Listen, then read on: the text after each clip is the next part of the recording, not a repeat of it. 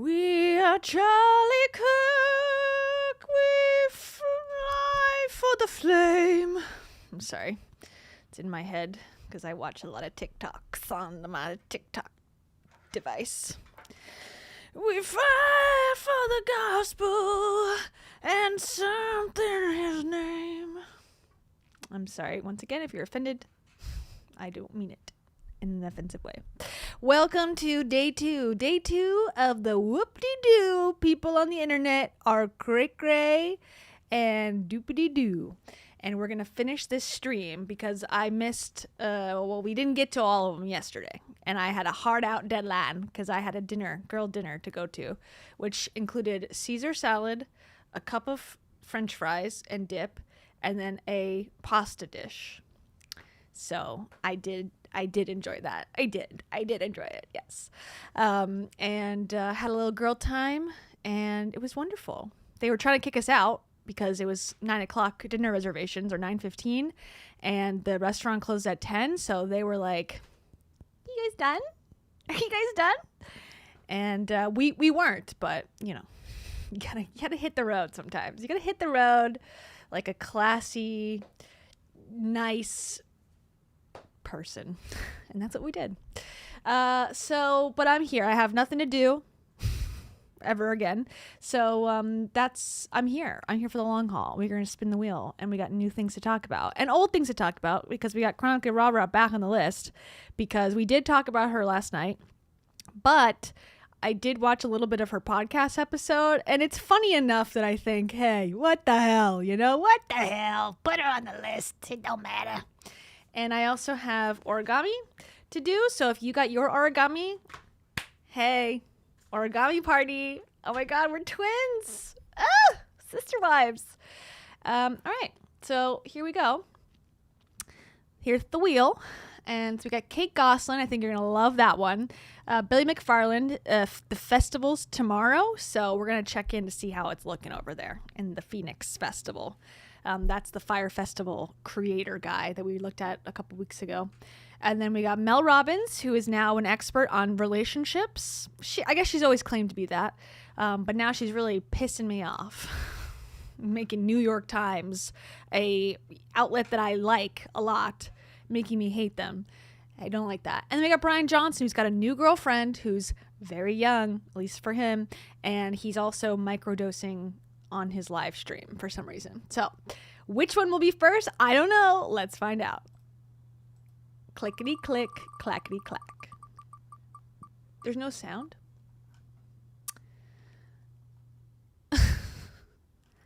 We are Charlie Cook.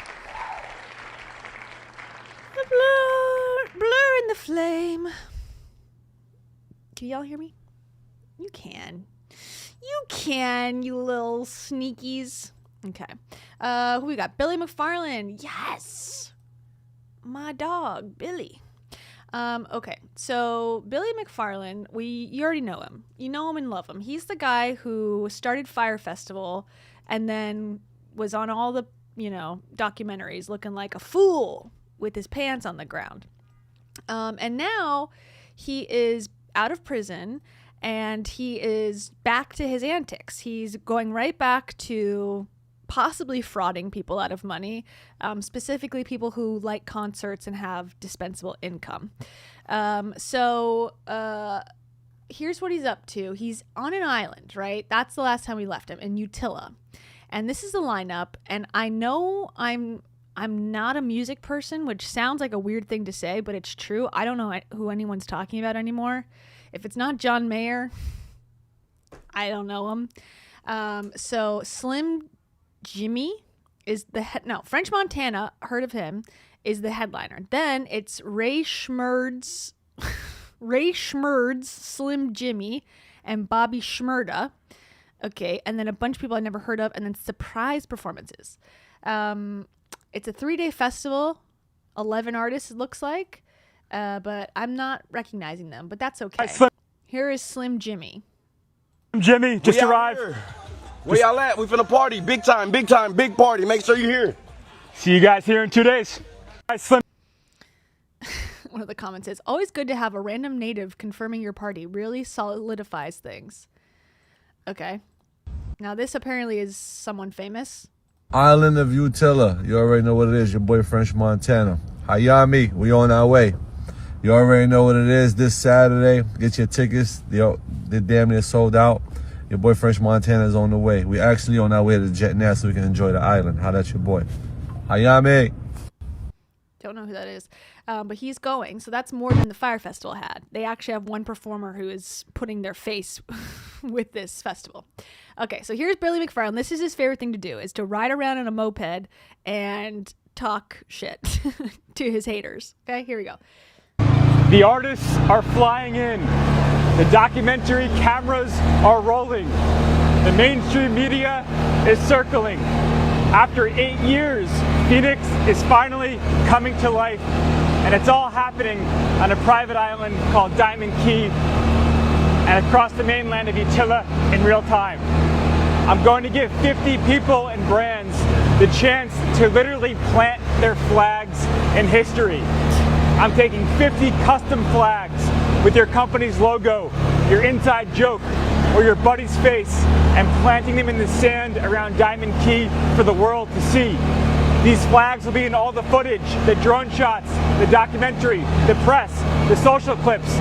Okay, I'm not gonna lie, this is actually kind of a good offer because I do believe there probably will be another documentary. There definitely will be coverage on like Good Morning America because this is such a silly premise. So if you were trying to get the word out about your candle business, your homemade earwax candles, you know, putting a flag at this crazy stupid event actually might be worth it depending on the price. And we'll run each flag individually across the stage at some point during the show. We're building the modern Million Day homepage, except it lives live on an island that's all part of a cultural moment. There are 50 total flags, and each flag is $2,500 US. $2,500. Okay, do I have that kind of money? No. If I had a business that was like a meme business, Cards for Humanity style kind of internet savvy business, I might do it. Artwork must be sent to me by 5 p.m. today so we can get them printed on the mainland and shipped over by boat. Okay, so also this is posted 9 hours ago. So the concert's tomorrow. You have to tell him which logo you want printed on a flag by today. Seems a little last minute. DM me your artwork and let's make history. Herstory, sir, for some of us. Okay. What up? The island of Utila, December 6th. Your boy French Montana, Phnx Festival. Get your tickets because they're almost gone. I will be there. We're going to shut it down. You already know what it is. He's probably got some contractual obligations to make posts. Okay, here's another one. This is kind of funny to me. Okay, so this is on site, allegedly. To the millions of people who have doubted me, we are finally making our dreams come true in 3 days. I'd like to thank everybody who stood up in the face of adversity, took a risk, and gave us this opportunity. Yes, he's the man that if you support him, you're standing up in the face of adversity. Billy McFarland, notorious scammer and rich-ish guy. He's the one you need to support with your cash to stand up to adversity. Thank you to the Phnx and Diamond Key teams for defying all odds and putting together the most incredible island experience. Thank you to the island of Utila and the country of Honduras for being such gracious and welcoming hosts. They got a lot going on in Honduras right now. And I think they don't need Billy McFarland there right now at this moment. Thank you to the artists for taking this chance and being part of the Phnx 2025 weekend. Thank you to all of our hotel Again, it has not happened yet. This event is tomorrow. He's doing his thank you speech. It has not occurred. There's one tiki stage with no speakers, it looks like. Save the thank yous for 24 hours from now. Hospitality partners. Thank you to the pilots flying everybody in. Thank you to our main spot. And look at can you see under this Stage, it looks unsafe. There's like, it's built in sand, first of all, it looks like, and there's nothing covering it at this point. That can't be good. Sponsor Miami. And thank you to everybody who's battling it out in the comments. To all of you guys, I have one last trick up my sleeve. Uh-oh. So make sure you tune in live to the pay-per-view on Saturday to see the Phnx rise. He's gonna get nude, I have a feeling. You want dinner, huh? She does. She's got 44 minutes left. I'm so sorry. Here's some of the comments. Bro, we're not doubting you like the world is all haters. You tried to host a scam music festival and clearly defrauded everyone. You were convicted and went to prison. If this one turns out well, great. But don't be surprised that all these haters are skeptical. You earned that. True. Took him a decade and some prison time to throw a 400-person party. Yeah. Sorry, Billy, but that's basically a glorified tiki bar. It's not a festival main stage. I think we've reached the point where we need to call it a day now. And so in case you were wondering, too, we did show this before, but I'll show you again what the actual event is supposed to look like. So you can pay to watch it, and I think that's what he's hoping for. That curiosity will get people to want to, like, pay. I think it's, let's see how much. The pay-per-view, which is not to be confused with pay-per-view, which you can usually buy on HBO, or I guess maybe that's in the past. I don't know. This is like a whole platform. They got the Island Boys down here. Tequila Empire. What is this? Okay, so this is streaming live. It costs $7 to watch it live. And we can watch it tomorrow? No. On the 6th. I thought this event was on the 5th. What the hell? I guess the first day's private. The first day is going to be a black screen. So it's on the island of Utila, if you couldn't tell. This is it. So you have to boat there. And tickets, I think, are all over the place in price, but some are like $100,000 plus, I believe.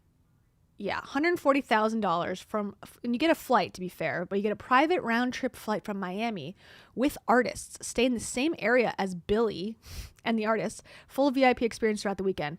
6-person VIPs, $3,500 each, I believe, and general admissions, $500 each. So there you go. That's the prices. That's where he's promising. Let's continue. Phnx is taking place in 4 days, and if nobody puts their logo up there, you are absolutely crazy. Let me show you the final product here with the stage. Ramel, where's the machete, my man? We have 3 big palapas that make up the stage area right here for Phnx. I feel like men oftentimes, they feel like they are confident, and it does come off as, he comes off as confident to me. Confidently dumb, but confident nonetheless. If they scream really loud, if they scream loud enough, then people will listen to them and believe what they're saying. And he adheres to that rule, for sure. Check out this beautiful island. We will see you guys here in exactly 4 days. Phnx is taking place in 4 Okay. that laughed. Okay, this is his haters. That laughed at the bathroom barge idea. To everybody that said there wouldn't be power. To everybody that said the Phnx wouldn't rise. We will see you here in 4 days on Diamond Key and Utila. So there's a documentary guy in the background filming. That's what I think this is actually for. He's probably getting some sort of money to be making this documentary. And so he's just putting this together to have something for them to shoot. To be like, wow, this guy's crazy. Because I don't think he's making money from this event, obviously. That laughed at the bathroom barge idea. The bathroom barge. So if you need to use the bathroom, you got to get onto a garbage barge in a porta potty, and if there's 400 people there looks like to be 6. This person says 6 porta potties for 400 people. Yeah, that sounds good. That sounds really good. I think maybe four people are going to attend this. Honduras. Okay, now he's screaming about Honduras. This one is for you, the creator of Raspe Music, KBP, El Alien, will be performing live at Phnx 2025. We will see you all in 5 days. Okay. One more. While you've been talking shit online, we've been building out an island. Bitch. It's like my new soundbite. Screenshot this glow up motherfucker. It's from Chronically Rara's video. Her running for Congress promotional ad. Okay. Here's to the haters. Last one. While you've been talking shit online, we've been building out an island in the middle of the Caribbean. In 6 days, 400 of us are going to experience the magic and beauty of Diamond Key and Utila. For the rest who don't have the balls to come, we'll be Don't have the balls to come. Didn't see that coming. Brooke, thank you so much. Brooke says, the Rara update is bananas. Didn't see that coming. Yeah. Didn't see that coming. She should write a book. Actually, she is. She is writing something, which is what we're going to talk about when we get to her section of the show in this podcast. She did alert us that she's in the middle of writing something very important. This situation is a red flag. Okay, this is how everyone feels about Billy, right? We hate him. streaming live on pay-per-view Saturday, December 6th. Thank you for making my wildest dreams come true. While you Someone says, bro, that tiny island ain't big enough for 400 people. Good luck with that. Per his own website, no guarantees. Phnx does not guarantee the performance, outcomes, authenticity, or quantity of views purchased or sold. At least only 400 people are getting ripped off this time around. So let's check back in next week and see if the event actually took place. I'm sure there's going to be people that are going to go just to troll. So we'll take a look. You know, $500, that's kind of a low investment to dunk on this guy. So maybe I should go. Maybe I should go. Phnx. I love Bobby Schmurder. I love Bobby Schmurder. Bobby Schmurder is my favorite person that makes music.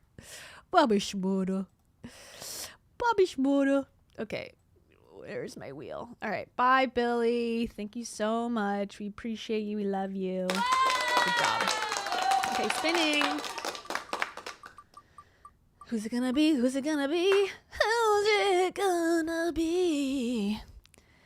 Mel Robbins.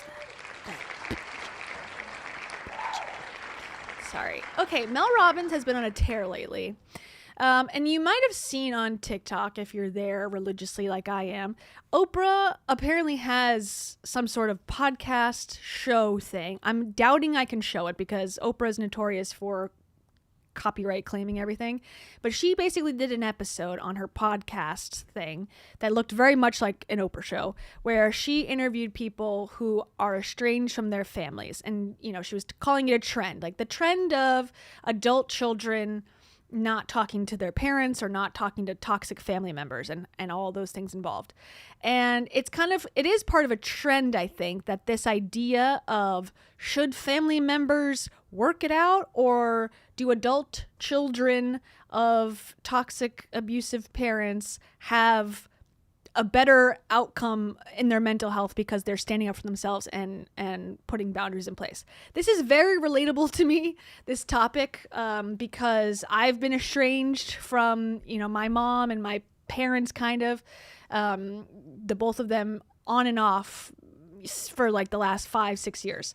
And my mom just recently passed away. So this is like on my mind, and all the feelings of like regret and would I do things differently, and, you know, trying to talk about things to people that weren't kind of clued into what was happening. It's been a lot of that in my personal life. So seeing these articles that we're going to talk about with Mel Robbins and the Oprah show, you know, sort of their take seems to be the adult kids are overreacting. That seems to be the overall sentiment. And I tend to disagree. And I wanted to work on the relationship with my mom eventually. Like, I didn't know at first when we first were estranged. And then over the years, I was like, okay, I do want to have some sort of relationship, some sort of, you know, friendship where I'm not totally out of the loop on things. But I don't think people who don't reach that decision are wrong, and they shouldn't be shamed or think that they're not emotionally mature because they're making that choice that's best for them. So anyways, Mel Robbins, who again has absolutely no therapy experience, she's a lawyer, okay, and her husband owned a pizza shop. Like, that's her experience. And she's a life coach, self-proclaimed life coach, which means nothing, has no credentials at all. And she feels totally comfortable talking about these deep mental health issues and family dynamics with no regard for actual evidence. She will make things seem like she's really based in science, but it's all bullshit. And of course, she's got a tour. She's had a tour coming up. We can all go see her. Talk about what? I don't know. What would you, what would Mel Robbins have to do in a performance live on a stage in front of you? I have no idea. Jay Shetty also had a tour. And apparently it's just like insanity. Anyway, so now she's writing, she just recently wrote a op-ed guest essay called Life is Too Short to Fight with Your Family. And if you know about the lore of Mel Robbins a little bit, you know that she doesn't have the best relationship with at least one of her daughters. The daughter that wrote the book with her called Let Them, they had a podcast where they were hashing out their problems, and it seemed like Mel really was not around a lot for the kids growing up, that she treated one sister better than the other, that she was always just working and that was her focus in life, which to be fair, a lot of men tend to do that and don't get as criticized, so I understand that. Like, I'm saying, well, she's doing something wrong, something that men do constantly. However, again, if her life is the example because she has no other education, then I think it's fair to judge, okay, well, what have you done that's so great that makes you an expert on this and makes you have a guest essay here? Okay, so let's read it. And so she did this with a professor of human development at Cornell. Okay, so why these two people would match up, Mel Robbins, a nobody, and a Cornell professor, beats me. I guess she's trying to give her her own jaded worldview some scientific background. Okay, so she says, we're in the middle of a family relationship crisis. At least 1 in 4 American adults is estranged from a close relative. 2/3 of Americans say families aren't spending enough time together. And these rifts occur equally across all age groups, education levels, races, and religions, according to the largest ever study of family estrangement, which one of us, Dr. Pilmer, conducted a few years ago. Yes, there are important reasons to cut ties with certain people intentionally, but we're not just cutting people off. We're letting our closest relationships disintegrate through neglect, busyness, and an unwillingness to move past the things that bother us. Says whom? This is your opinion once again. Okay, but let's continue. You may think it's better for your mental health to slowly distance yourself from someone you have difficulties with, but in the long run, it will likely have a devastating impact on your happiness and well-being. Again, says whom? Who is saying this and where is it coming from? I hear the statistics. So those people are all wrong, and you have this insight from where? Are you a medical medium and have an angel in your ear? Like, where are you getting this elevated, enlightened information? As a professor studying family estrangement and an author and podcast host, we've learned from very different vantage points that most of us wait excruciatingly long to absorb this message.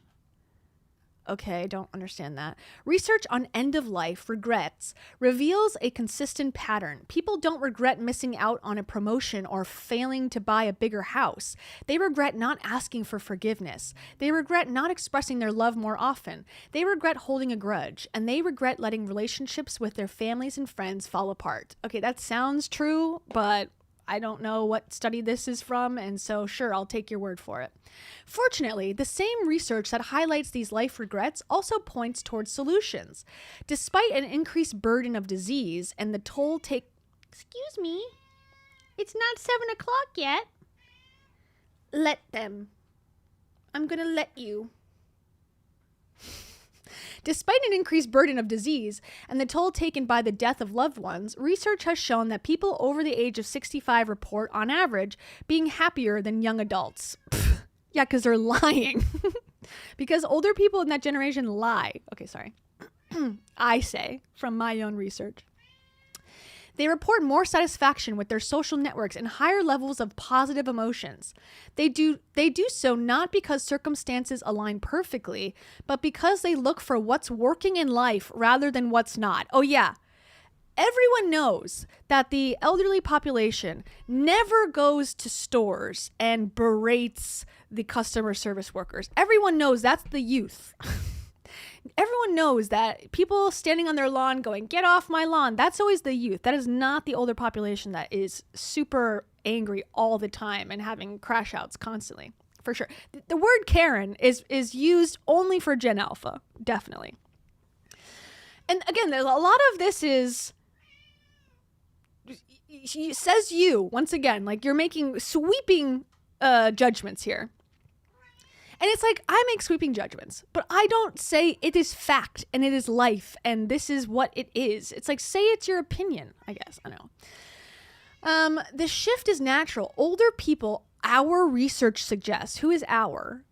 What research did you do, Mel Robbins? Our research suggests understand the importance of distinguishing between what they can control and what they can't, and ruthlessly focusing their energy on the former. Your husband's side of the family has politics that bother you, or your college-age kids don't call as much as you'd like.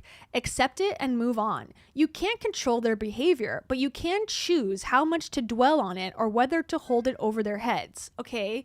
I tend to agree, but this husband's side of the family has politics that bother you. That's how much are they actively voting against you and your way of life? I think we should be able to talk politics with family and people and keep a civil discourse, but there is a line. And again, there is no nuance in this. It's like, it's fine.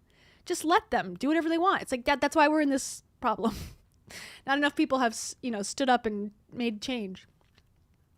Much of the research coming out of the Cornell Legacy Project has collected the life wisdom of over 1,500 older Americans.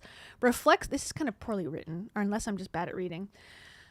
Reflects these lessons in participants' own words. One woman who couldn't leave her bed and had just a few months to live expressed remarkable optimism in an interview for the Legacy Project. "I've had my bath, lunch was good, and I'm getting ready to watch my programs." Again, what is this article saying? That older people in this generation just know how to live better? I find that highly doubtful that that's a overarching truth of life. She'd grown up in terrible poverty and was thankful that she had 3 meals a day, a place to live, and people to take care of her.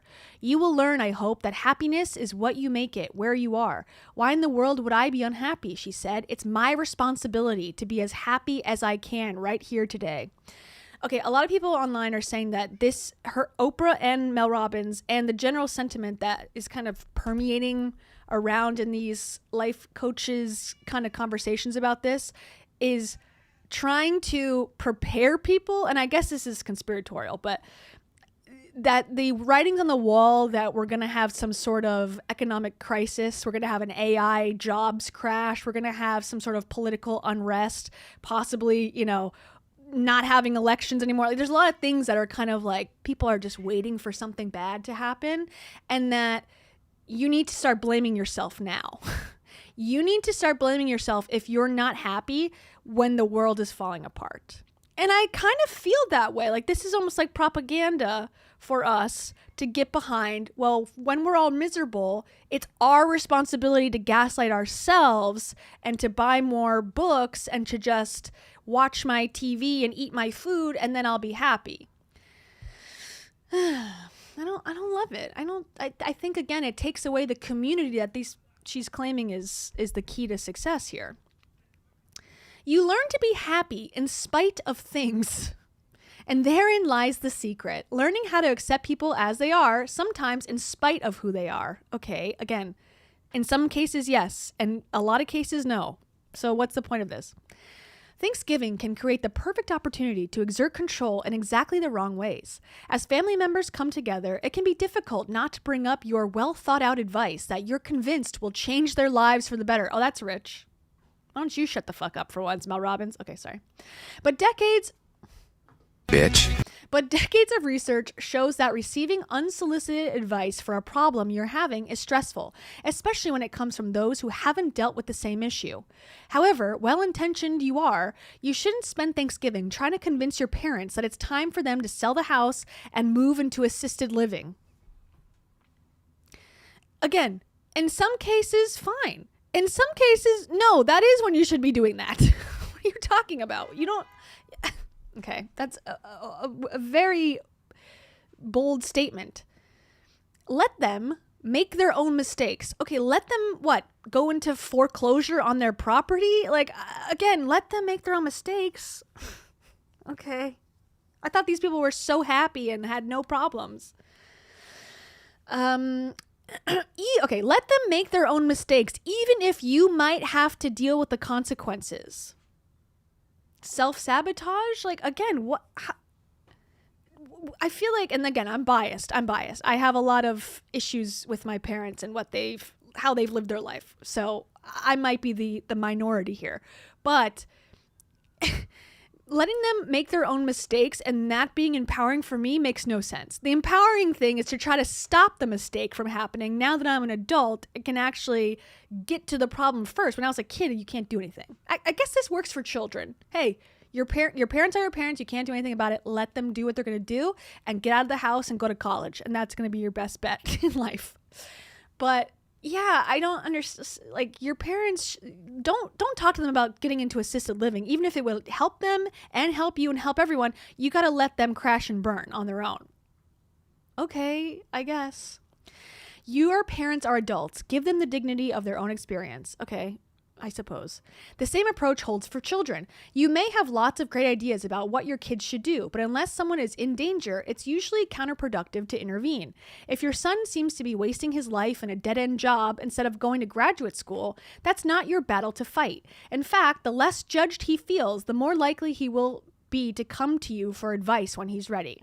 Maybe. Okay. A key to making intergenerational relationships work is not harping on differences in values and life experiences. The best family relationships often operate more like friendships. Many people who've overcome estrangements didn't do it by having huge emotional conversations about the past. They started with an outing at a bingo parlor or a weaving workshop together. Okay, that's called burying it under the rug and pushing your emotions down and probably holding on to resentment for the performance of a happy family, or to keep the peace, or to not deal with the issues at hand. Is that better for your mental health? I say no. I don't think so. One piece of advice older people share over and over again in interviews is simply to lighten up. You guys, lighten up! It's that simple. Lighten up. Let them enlighten up, you sluts. Bitch. Sorry, I love that soundbite so much. Everything doesn't have to be so darkly serious. And this is coming from a rich woman. Of course, it's not that serious when it's in your life, because your consequences are not real consequences. Other people don't have that luxury. Okay, and relationships don't have to be a battle of wills. It's almost impossible to persuade someone to adopt your perspective. It's easier to get them to sit on the couch with you watching Jeopardy. Okay, and? Yeah, we all know that. It's easier not to deal with your problems. Yeah, we all know. That's not healthy, though, I don't think, personally. Or try this thought experiment. Imagine if you had a year left to live. Would you want to spend your last Thanksgiving resenting your father's politics, or avoiding your sister for something she said last Christmas? Or would you rather find the grace to focus on the positives? Perhaps your father, for all his social media fueled hot takes, has mastered the art of carving a turkey. Okay, so two things can't be true at once. We either forget the bad and just only look at the good. Ugh, toxic positivity at its finest. Your sister might be judgmental, but you love her holiday-themed nails. She wants everyone to get a lobotomy. That's what she's saying.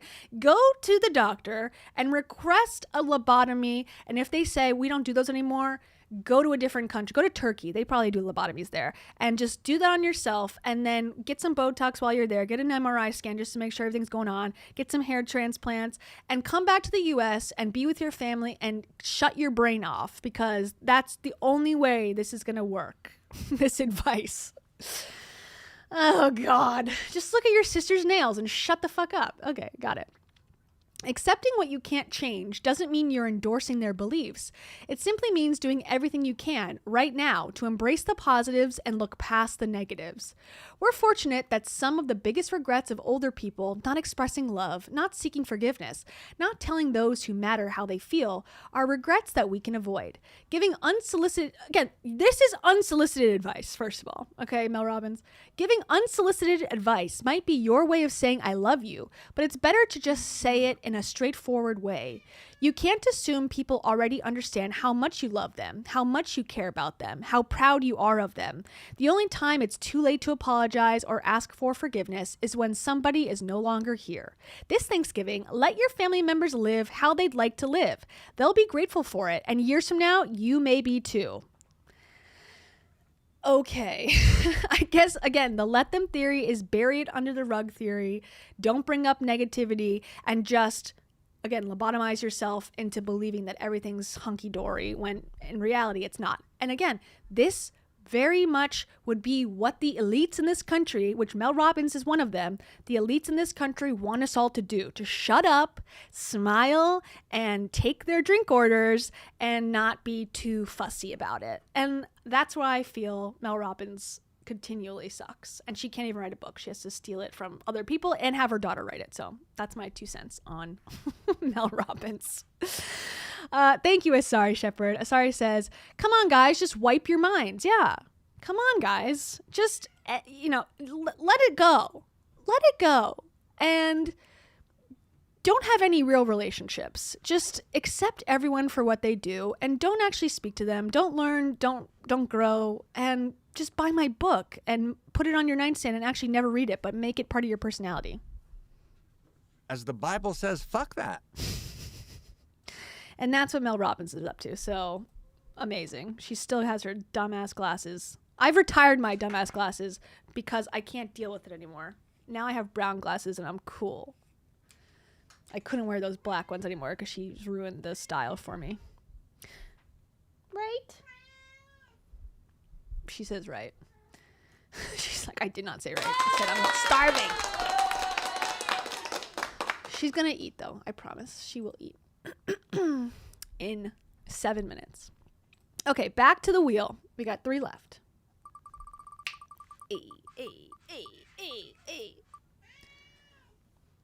Bryan Johnson. He's got a Johnson, I think. Okay, he also did a video where he's doing, I don't know what company it is, but it's like Jubilee, I think, where it's like one liberal versus 100 Nazis, those types of videos. He was in one of those. I'm kind of curious to watch it because I just saw it pop up when I was looking for him earlier.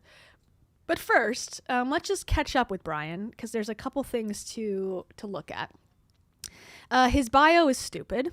His bio says, we may be the first generation who won't die. Okay, no. I don't think so. But he's got a girlfriend. Yay! True love exists. Douche lord. True love. I don't shave my chochi. And guess who it was? It was his assistant the whole time. My pubic hair. Vacation labia. That's what this woman probably said to him in their Google Calendar, and it was true love. He says, guys, I have a girlfriend. And his comment is, I wanted this my entire life and impatiently waited 25 years for it to arrive. It's better than anything I imagined. Okay, and then Jay Shetty's wife goes, go, Bryan, go. Back to the swallowing. Shut up. Sorry, I'm in a mood today. So I think she's 30. Bryan Johnson's 45, I believe.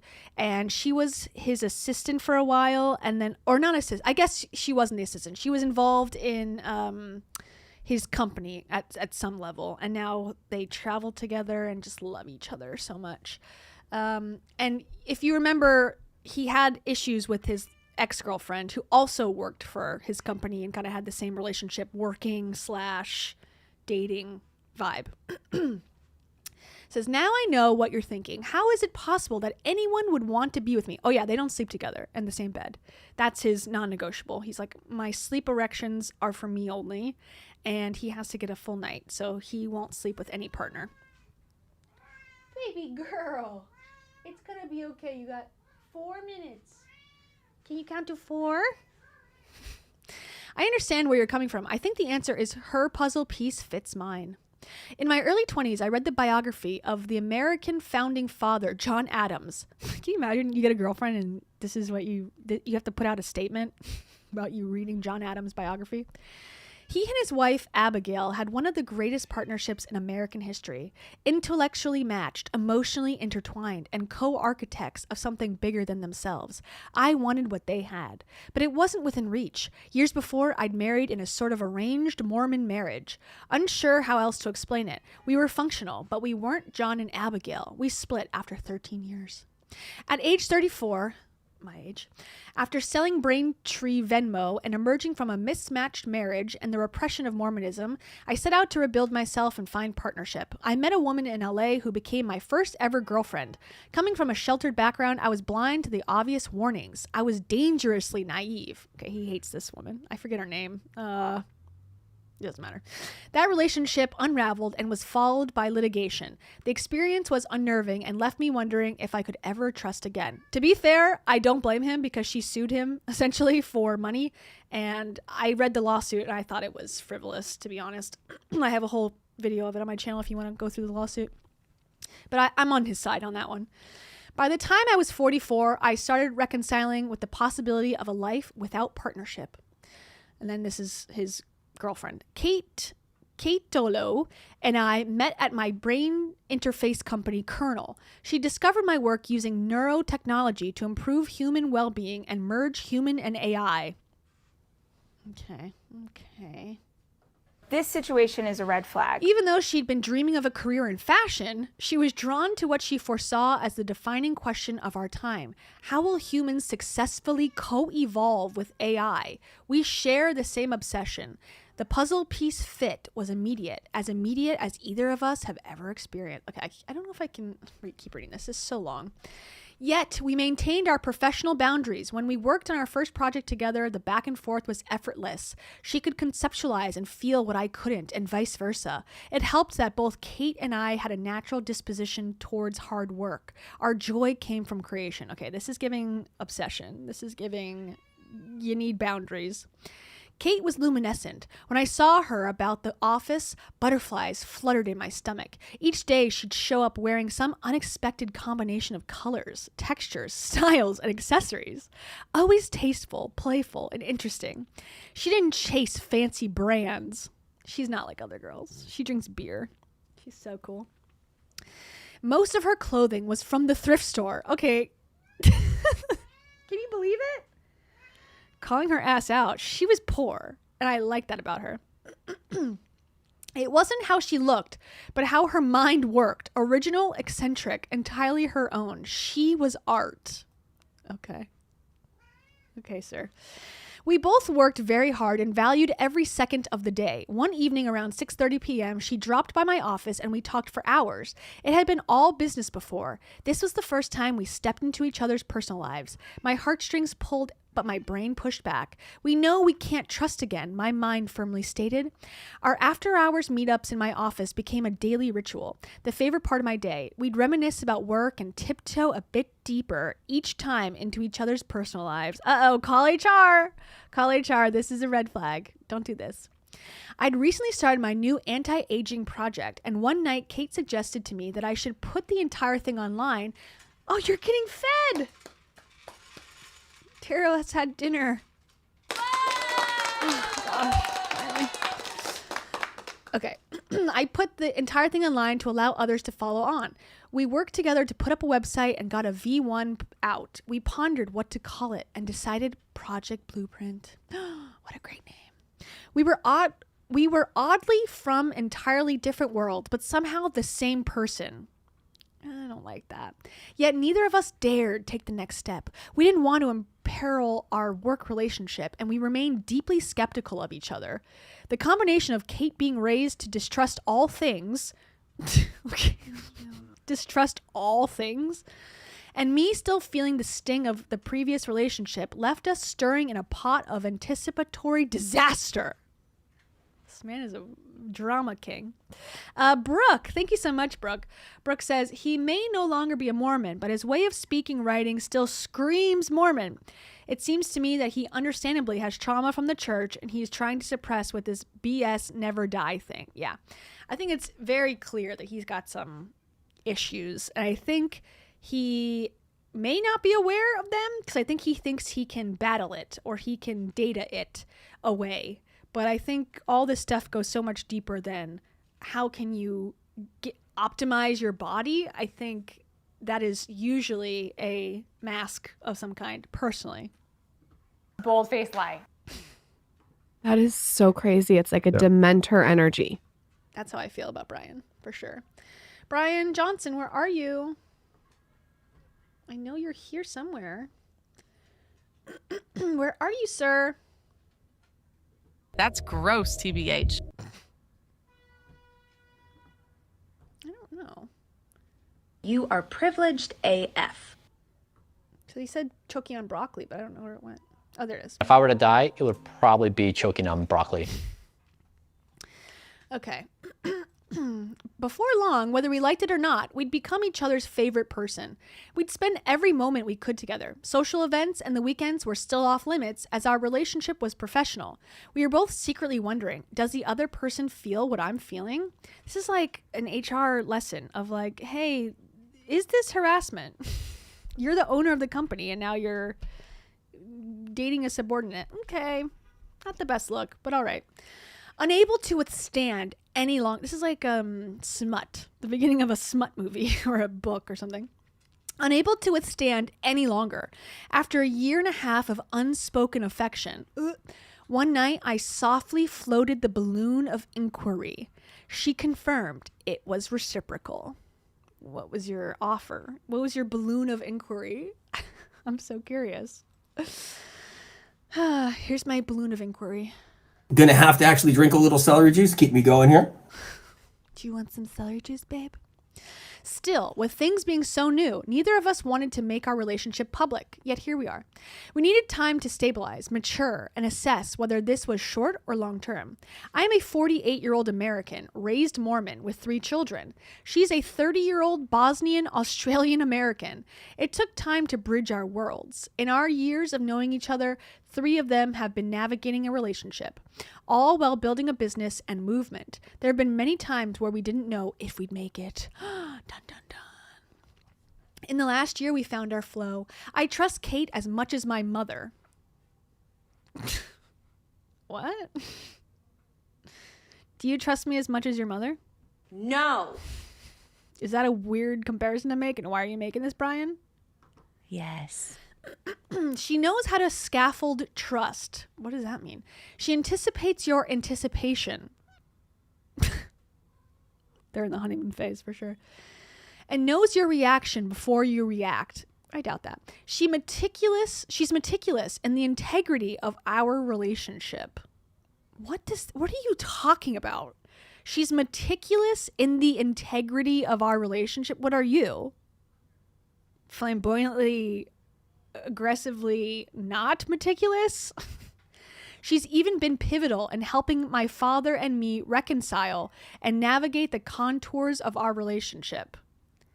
Why don't you marry her then? Because, again, you're going to be in the same situation where this is a girlfriend and you're promising her the world, but yet don't legally protect her.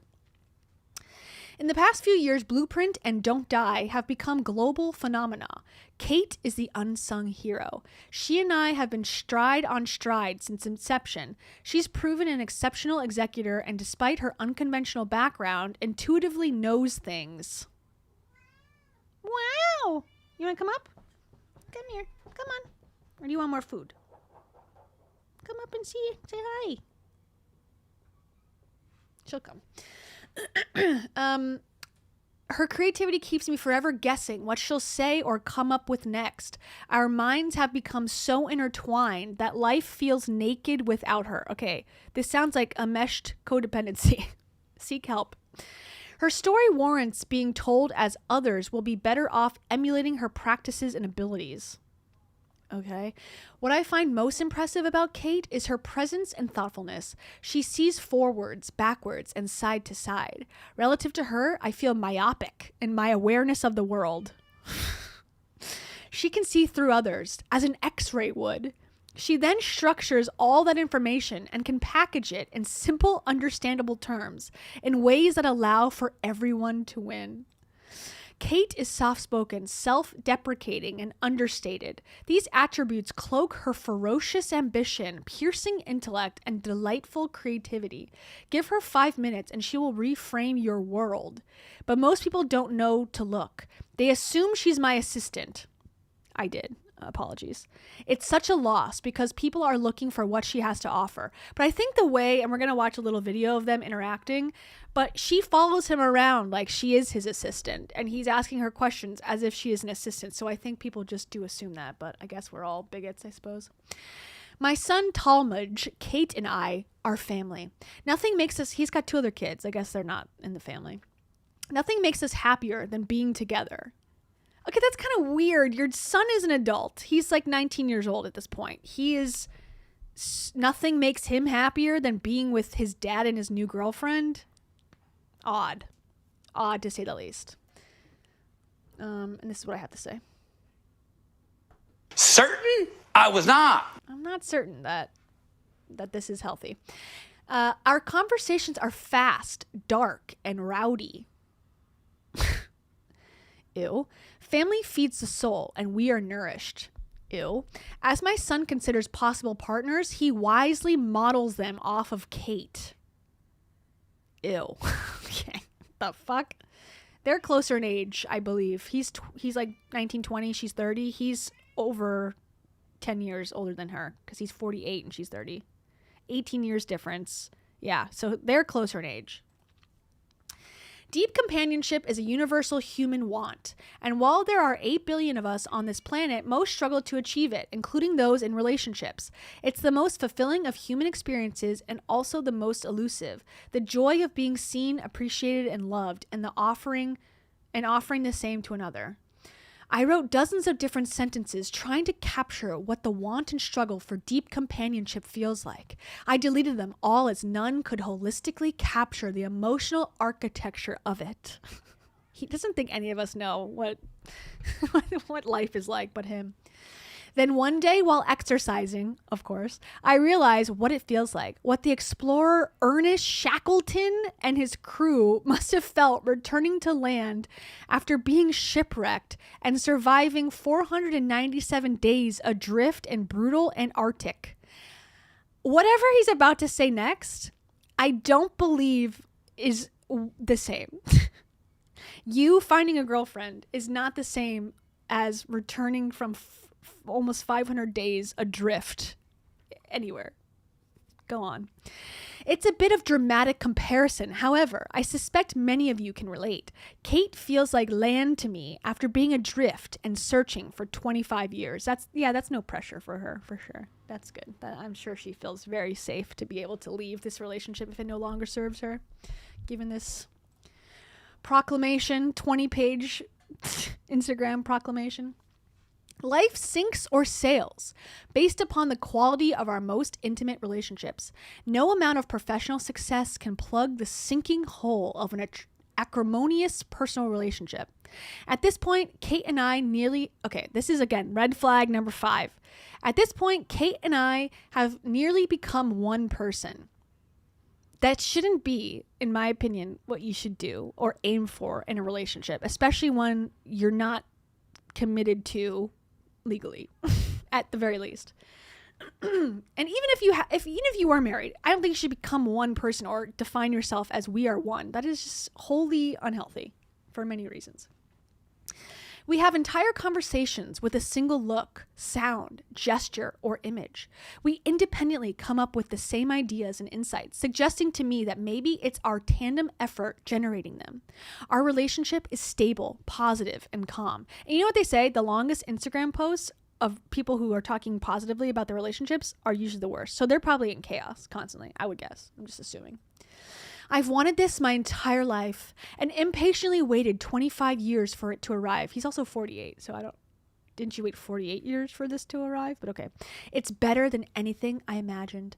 Lucky me, I found my Abigail Adams. Wow, this guy is losing it.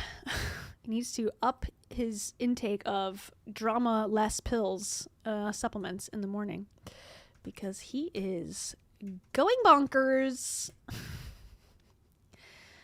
And he made a whole video. Okay, let me watch. It says, guys, ... I have a girlfriend. He wants to be 18, so he's acting like it, for real. Okay, here we go. We got mountain water, an excess of it. We got his steel goop glop containers, and he's got almond milk. Okay, here we go. Here's the girlfriend. Okay, let me watch this. Normal jars, they have like a little indentation. Wait, hold on. Wait. Well, wait. What? Just try. I'm not saying like use instruments to try to. I'm Why? saying. Ow! That hurts.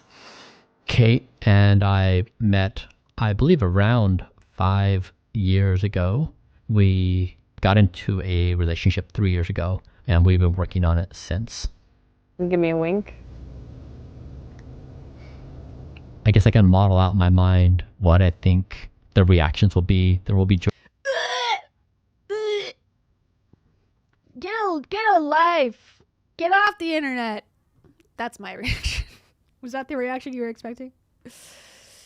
You're a loser. Okay, he's not a loser, but I just, like, why are we making this? Why are we putting music behind this? I just don't like this stuff. I don't like when people try to emit emotions from real things going on in their life through music and artistry. It's just very bizarre to me because it's usually fake. I do not give a fuck. Joy. There will be mocking. There will be hate. Like there's going to be a little bit of everything, but not if you just said we're dating. It's fine. But the video, the vlog, the music, the 20-page proclamation about how you're one soul. Yeah, that is bullying worthy. I'm sorry to say. By sharing this with others, it could be a good influence in others who are either looking for or working on their own relationship. Yeah, totally. If you're a billionaire, you might get a girlfriend, a younger, hot girlfriend. I think everyone knows that. That's very inspirational, though. When I was growing up, I would try to find marriages that I wanted to emulate, and they were hard to come by. Good relationships are really rare, and Kate is important to me because she really does feel like my other half. Also, I just want to say, I know that he has a YouTube channel, whatever. I think it's so odd when people have been dating for 3 years or even less a lot of times, and they have 50 professional photos from various locations and photo shoots. They have 4 hours of candid video footage of them hugging, kissing, running on the beach, sitting at dinner. I'm like, when are you recording all of this? Did you know you're gonna make this like weird ass video at some point? I guess so, because people have all this stuff sometimes, and I'm like, do you ever just talk? Or are you just constantly filming each other for, against the performance of relationship so you can show other people how to do it? I don't want to learn from you. Feels like self. And, you know, when she hurts, I hurt. When I feel joy, she feels joy. Do we? Again, red flag. Hello. Red flag alert. This situation is a red flag. It's like she's not allowed to have her own beliefs and vice versa. Hurt. When I feel joy, she feels joy. Do we need to go to the rental place counter? No. Can you say it an hour? No. No. No. No. The cool thing about Like our relationship is she looks like me, kind of. I think it's just the brown hair. And she's 4 years younger than me. And she's dating the youngest man in the world. It's kind of weird. is we don't have any expectations of each other, and we really value our conscious experience. We don't want to waste it in a misaligned relationship or in something that's not producing joy. So much of our lives are shared with each other, and I've been adrift looking for deep companionship. It's taken me basically my entire adult life to find this. Hi, Bryan. Hi. And so for those of you who also have a vision for deep companionship, I would say keep at it. It may take longer than you think, but it's really not worth settling. And again, thanks so much for this advice. To all the single people out there, we really appreciate the billionaire dudes of the world who can fly all over the world in first class and spend $2 million a year on your, vitamins.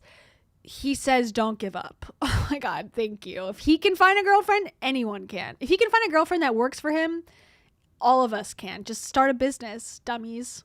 if you're in a relationship already and you're not feeling that deep commitment, I would commit to try to make it so that you can invest and can mature a relationship so you both get the deep joy that they offer. So I guess he's offering something that's not incel pilled, red pilled, and I appreciate that because I think a lot of red pill people probably follow him and worship him. So maybe this is a positive thing for his community, but as a normie, I find it annoying. But I guess maybe this is good advice for people who are saying women are just OnlyFans idiots.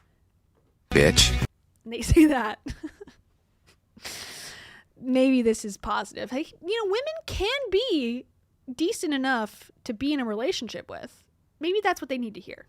It's worth hard work. It's worth the persistence that's required. And a lot of people are very quick to pull the eject button. And I think that it's worth the hard work to build these relationships. It's weird.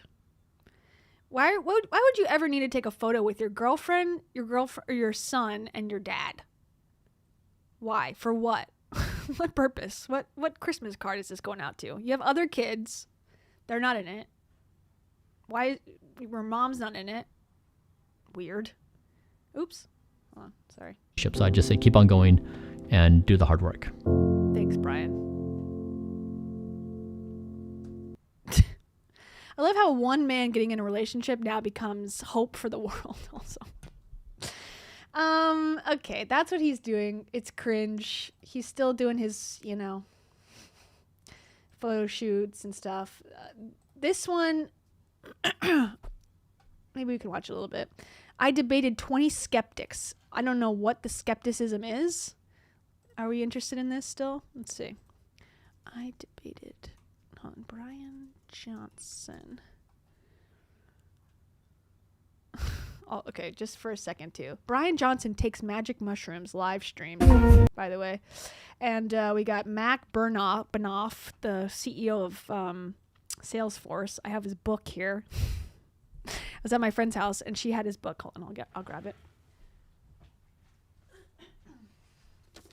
Here it is. Trailblazer. He's a trailblazer. I don't know if you could get his face any bigger on this book.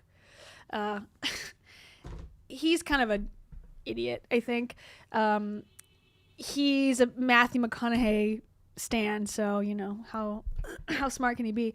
But he created Salesforce and is the CEO of Salesforce. And my friend had this book, and I was like, "Oh, did you read it?" She goes, "No, they forced it upon me at a Salesforce conference. I'm donating it." And I was like, "Okay, I'll take it to hate read." So that's on my to-do list. But anyways, yeah, Grimes was there. And these people, Goth Girl, which is his girlfriend, was there. And so I don't know if he dressed up. No, I guess he didn't dress up in the 1800s pajama nightgown. But he's recording himself taking mushrooms while people watch him. This is so self-indulgent. As someone who's very self-indulgent, this is like insane behavior. Okay, he literally took drugs, and they're doing a live stream as if it's a Olympic sport event that they need to highlight because this is important for humanity. It's really not. So they're showing the different stages. Okay, review the protocol, then the baseline measurement, then dose, then the guests say hello, then Grimes does a DJ set. These people have too much money. We need healthcare. We need affordable housing. This is what's wrong with our society. I'm telling you, this is the people who are able to do whatever they want, and 99% of everyone else is struggling. That's a problem. Let's hear Grimes.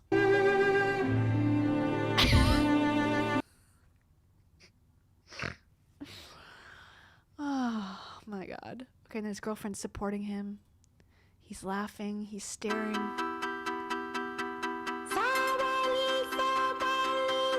He's enjoying the music. He's writing notes. Nice. Sweet. So was that you, What do I Carl? get for that? I don't know. I don't know. We will establish that later. Some blueprint. We should establish that ahead of time. He's oh God.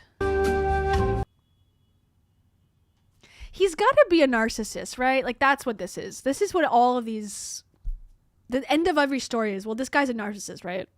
Like, not in the psychological sense, like a diagnosis, but this guy is so obsessed with himself that he finds this to be an appropriate live stream to have. I'm gonna record myself and bring my dad and my son on to interview me because I'm so special and important. It's bizarre. So that was something he did. But I do want to watch. How do I, what is it called? Debate? Okay, Bryan Johnson versus 20 skeptics. Rich am. It's too long, but let's watch the beginning. Poor, whatever nation, it is the single thing that humans want. Nobody wants to die right now. He's looking rough. This lighting, overhead lighting in his house, it's like dimly lit, I feel like, or it's lit from the outside and it's diffused light. This does not make him look 18 or very refreshed. What have you done to change those brutal conditions in society? You're a person who has literally hundreds of millions of dollars, and you spend $2 million every year trying to look younger. And honestly, you look your age. Hi, my name is Bryan Johnson. Speak the truth, sister. Hey. Well, I'm curious to see what his response is, because, yeah, he'll be like, well, I am helping people by putting my story out there. Okay, sure. Spent millions of dollars trying to reverse and slow down my biological aging. I've also swapped blood with my son. Today, I'm surrounded by 20 anti-aging skeptics. So, anti-aging skeptics. What does that mean? I don't know what that entails. Also, that intro, hilarious. He's such a dork. You could just tell. He seems nice. He seems like a nice guy, but he's like a dork. So he's like, I swap blood with my son. And also, I spend millions of dollars making myself younger. This is Jubilee. My first claim, ending death, should be humanity's #1 objective. I don't think he actually believes that in reality. I think he thinks his death might be humanity's #1 objective, but I don't think he actually believes that that would ever truly make sense or be the thing that would be beneficial to humanity. I don't believe it.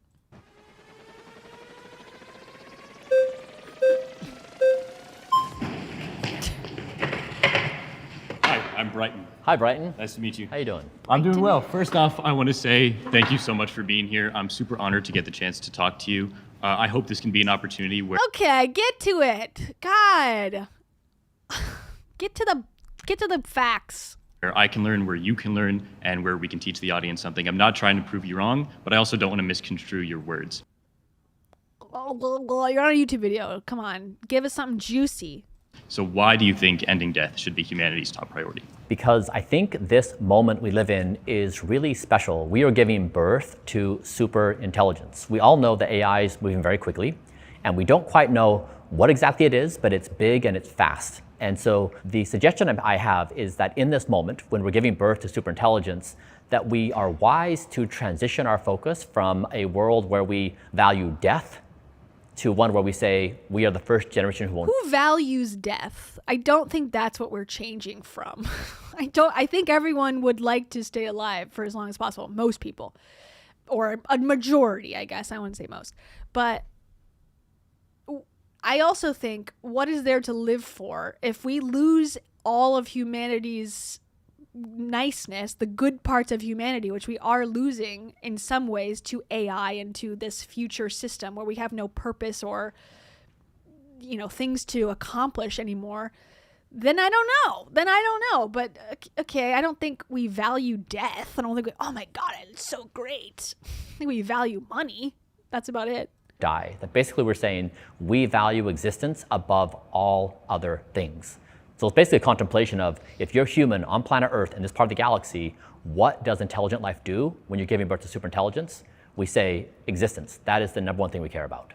Right, so you have a faith in AI to get us to reach the point where we can avoid death.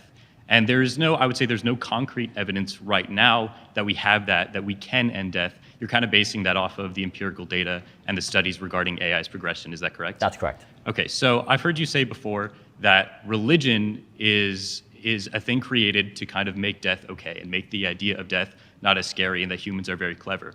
Wouldn't you say that your faith in AI's progression to end death is kind of that same argument, that same faith, just to avoid death as a whole?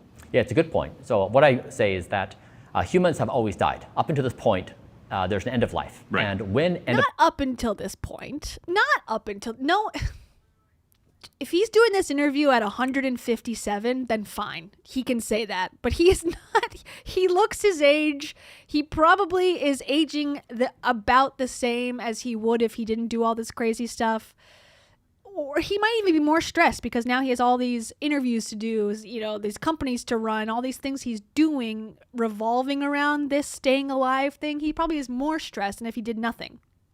Anyways, it's kind of boring already. life happens, people have been coming up with reasons of why it's a good thing for hundreds of thousands of years. Right. And so the idea may be you'll be reincarnated, maybe.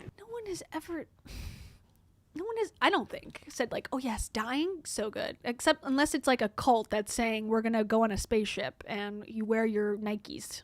There's a heaven, maybe that you will achieve immortality in what you do and you'll be remembered for your deeds as a soldier or an entrepreneur or a poet or a politician. And so people have always sought a form of immortality in deed or in this life or the afterlife. And so what I'm saying is this is actually the first time in human history where a reasonable person could say, we may be the first generation who won't die and not be left out of the room. Now, And why? In what context? I have not seen evidence of that anywhere. I have seen Will Smith eating pasta. You're right. There is no evidence we can actually do it, but some biological species, like a species of the jellyfish and the hydra, have achieved immortality. So we know biology has solved for immortality, just not in the human species, but it has been solved for. Right. So kind of to shift the topic a little bit, that is also based off the assumption that death is a bad thing. Because we don't know if death is a good thing, and I'm not saying you're necessarily wrong about the creations of religion, but we can't kind of make that decision ourselves whether death is a good or bad thing. I would say the creation of religion, if it is... I don't care. I'm out. Yeah. He's got some beliefs. I think his girlfriend stuff was funnier.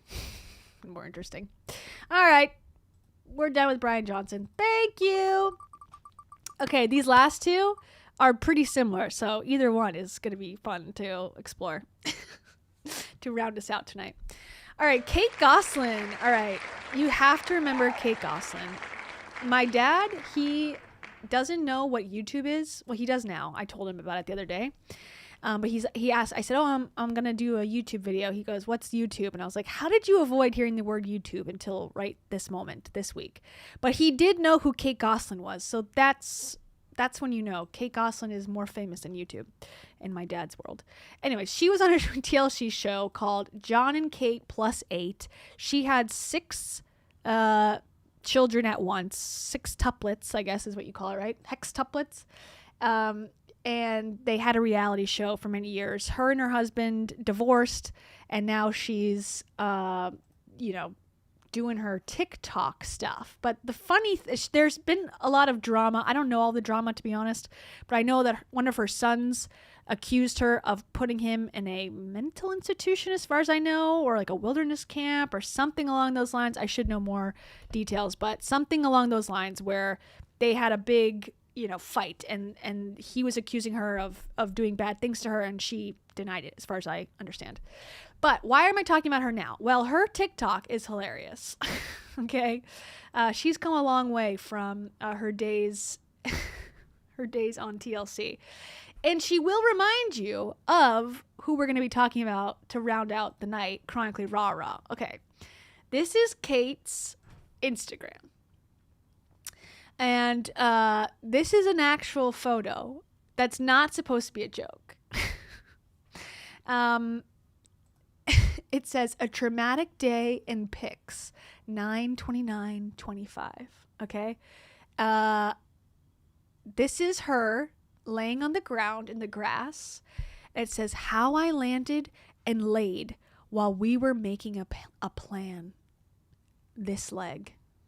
So she's like to her boyfriend, who was her former security guard, take a photo of me laying down on the grass. Okay, then I cried while making this. I still can't believe it happened. Okay, so we have no idea what's going on. She's laying on the ground in pain and then shows a leg.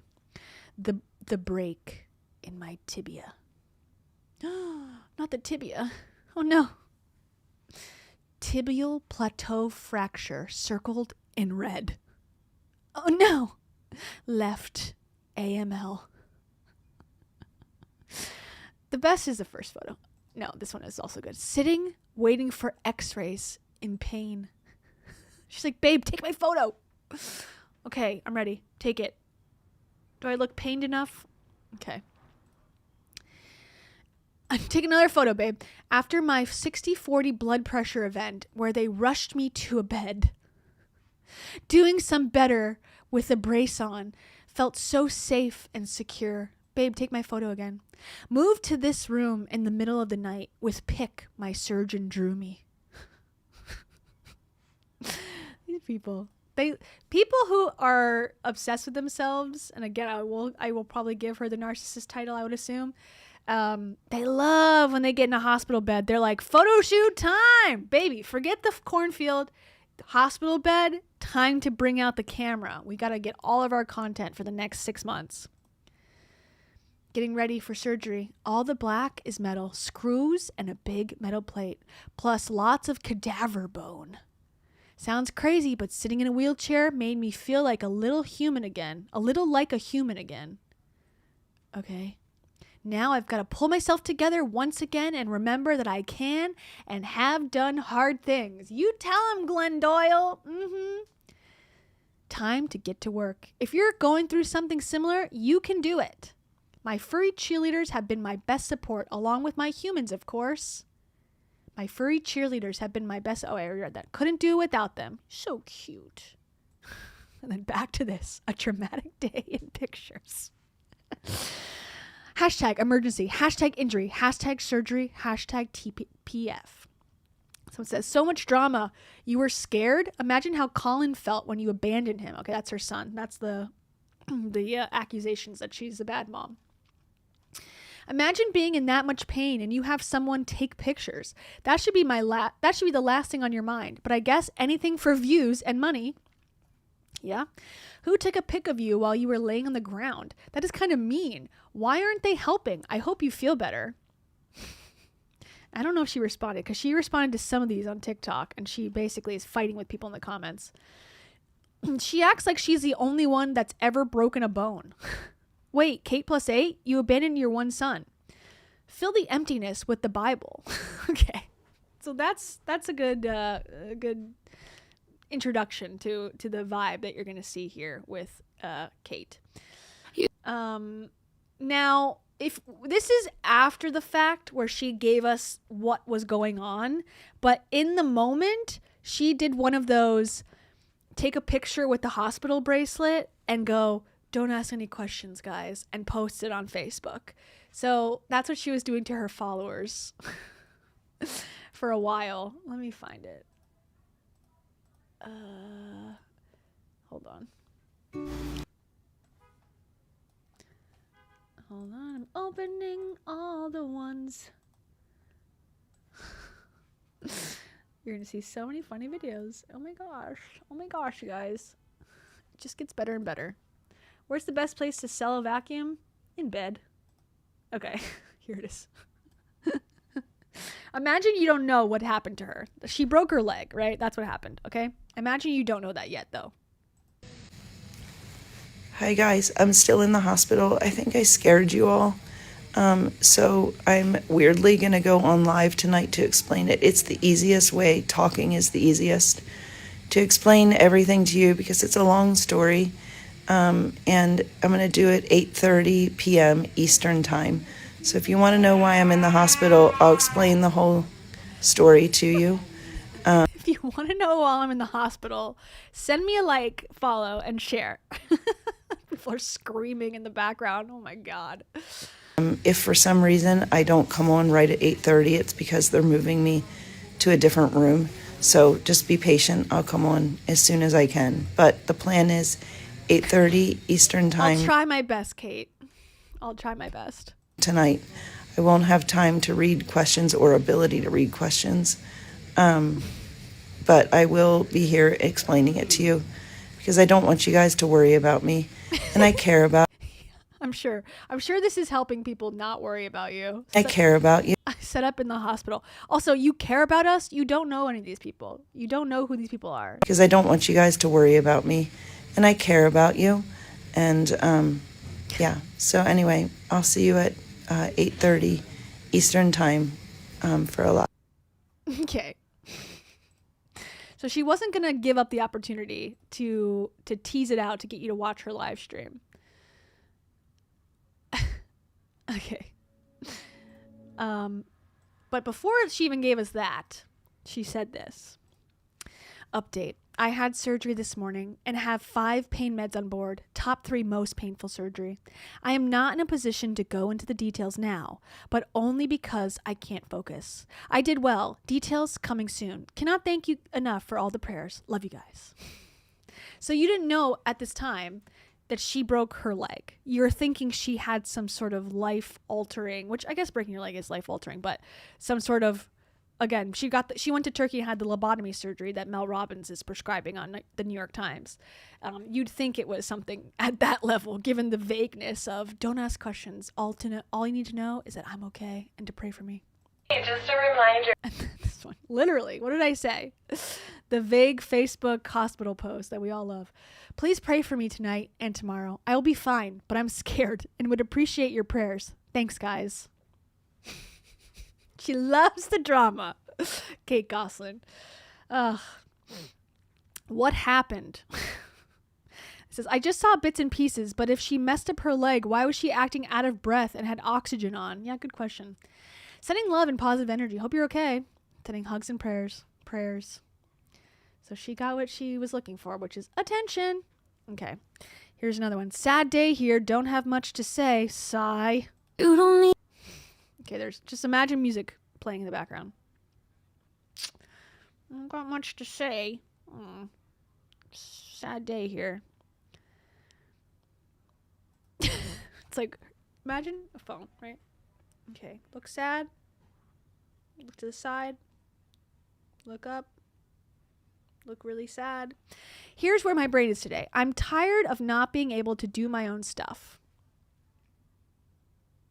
I'm tired of every day being the same as the day before. I'm really lonely because I spend half the day alone, but I do have my dogs, thank goodness. I miss cooking. Wait. Hold on. Sorry. We are Charlie Cook. Okay. I miss cooking, driving, organizing, cleaning, and being able to take care of my dogs properly. It's a good angle. I thought I learned this lesson already. I've spent a total of 34 weeks on bed rest in my life during my 2 pregnancies. I have 53 more days until I'm allowed to start walking again. I've only done 28 days of the 12 weeks. How am I going to do 53 more? I don't even feel like a part of the real world anymore. I get what she's saying, but like, again, the drama. I don't feel a part of the real world anymore, like it went on without me. Sorry for this raw complaint list. I'm just really down today.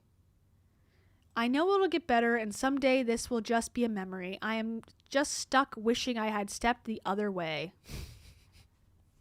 I just wish I stepped differently. I wish I walked differently. So what happened was she was throwing her dog a ball, and I guess the dog apparently ran so fast back to return the ball and knocked her off her balance, and she fell over, and that's why this happened. So there you go. And avoided this catastrophe altogether.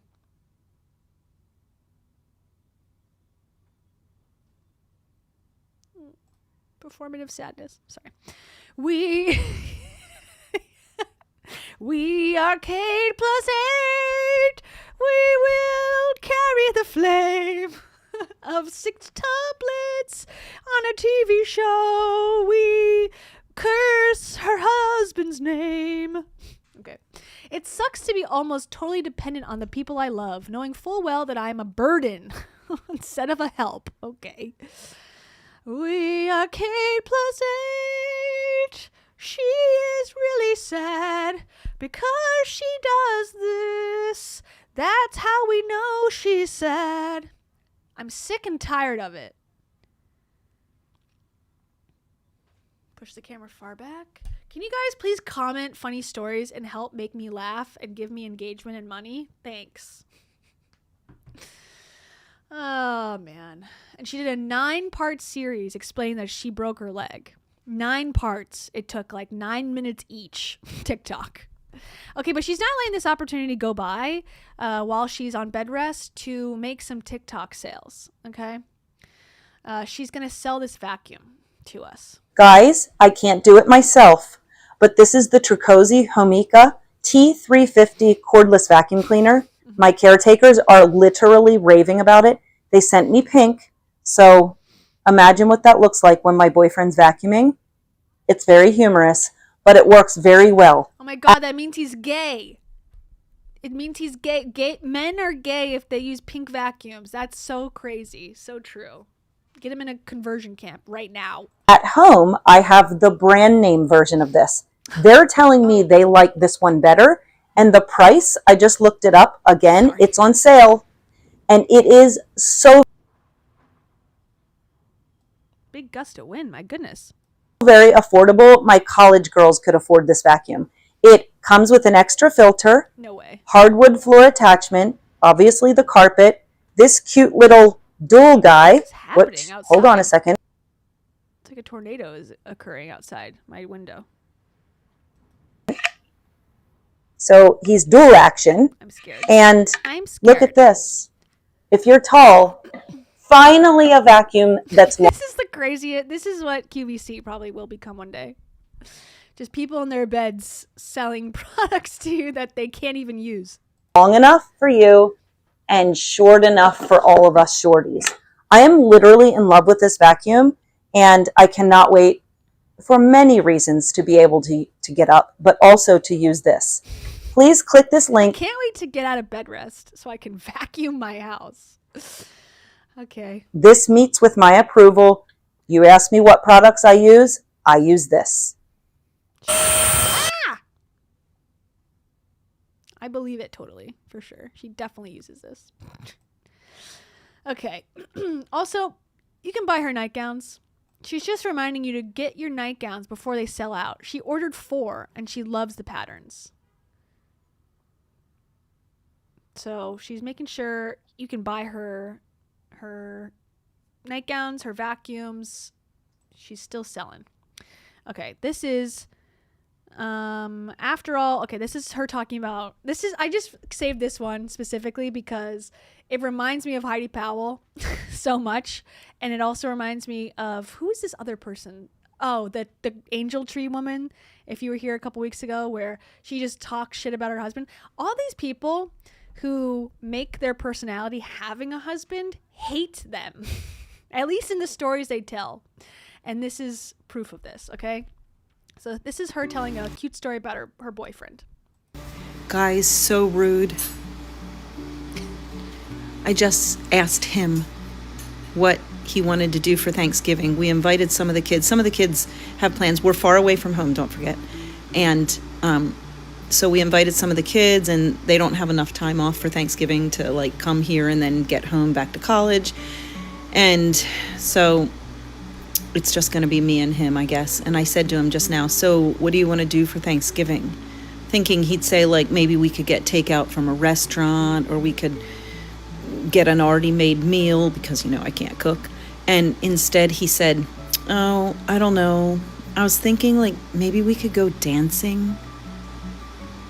So rude. He's over there smiling. He's so proud of himself.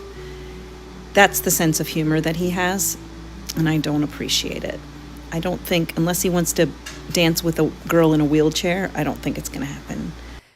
Your boyfriend who uses a pink vacuum would dance with a girl in a wheelchair? Oh my God. Emasculate him more, please. What kind of freak do you think this guy is? Bitch. It's like the hatred comes off so vehemently from these people's cute stories. And like, do you not see this is not a fun, cute story? It's like, you obviously hate him. I thought you would appreciate that. She's also famous on John and Kate Plus 8. One of the famous like viral clips that have come up in the last few years is her and her ex-husband. So let me bring him up. Hold on. Kate. I mean, I can find it. I'll probably get demonetized, but whatever. You know, I got demonetized yesterday for the stream because I showed the BuzzFeed video about MS. Isn't that kind of ironic, I guess? Maybe a little bit. They won't let that video be reviewed. It's like, that makes no sense. She is... So anyways, going back off topic. She is known for hating her partners, so much so that they can never do anything right, which I do think in this case is true. So this is them doing an interview on the show. Ready? She was probably, I'm sorry, can you stop breathing so loud, honey? He's like, breathe quietly. So I consider them... I didn't hear any breathing from him. Maybe they cut his mic. So she's giving the interview, and it's like, stop breathing. She was probably, I'm sorry, can you stop breathing so loud, honey? He's like... Maybe something has happened outside my window, because it sounded like a bomb had gone off, and now there's a giant siren. Maybe I should look. No, it sounds like it's going away. Or maybe there is something. Okay, hold on, everybody. Let me look out my window.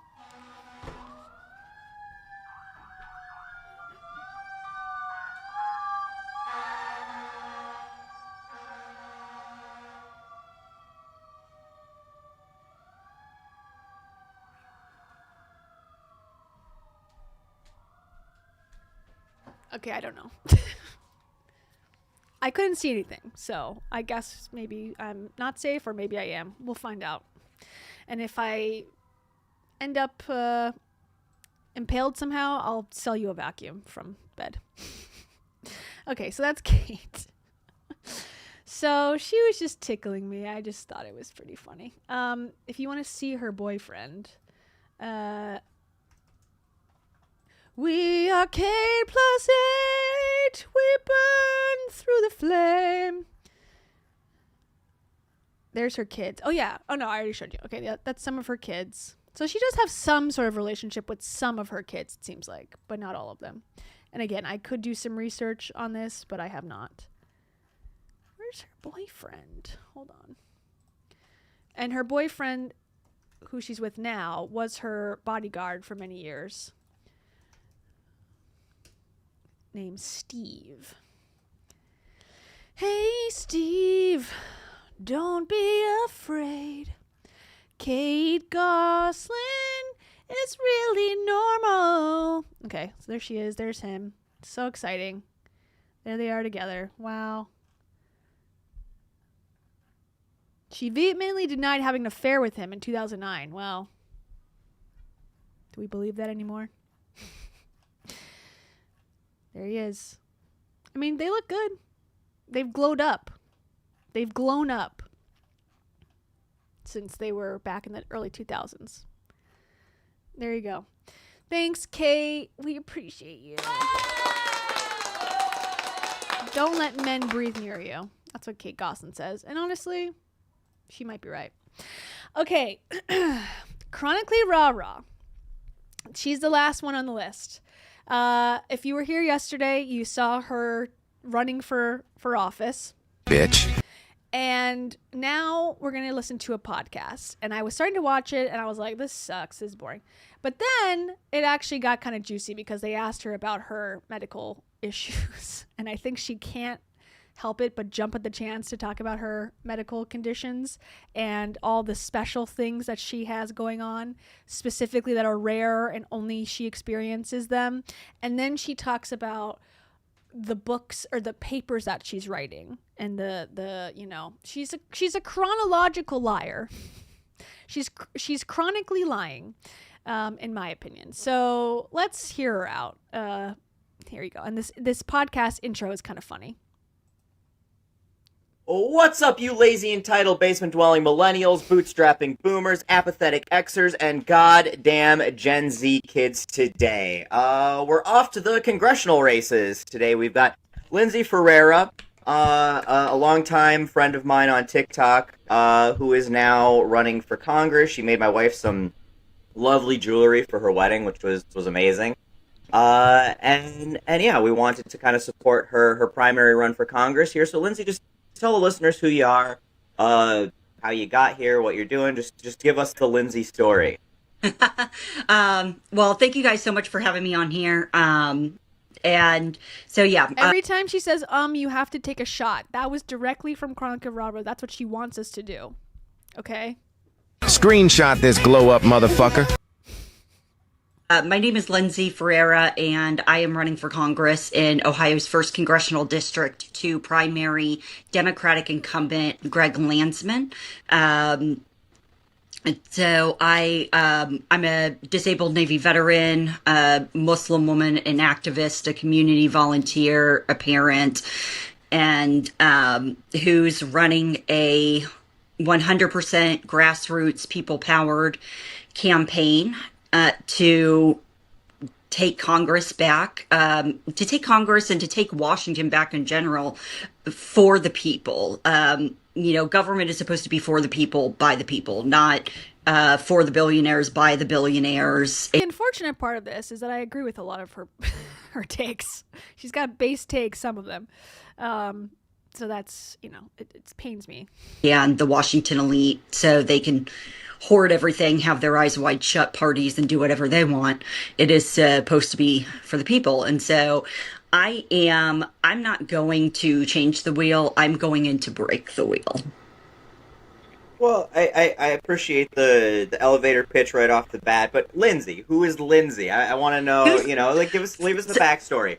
I know you struggle obviously with disability. You were in the Navy. Like, we want to know who Lindsay is, and then we'll get to the congressional. I describe myself as a neurospicy, ultra sarcastic, asshole with a foul mouth, and foul mouth, realistic, extreme empath, who extreme empath. She told me.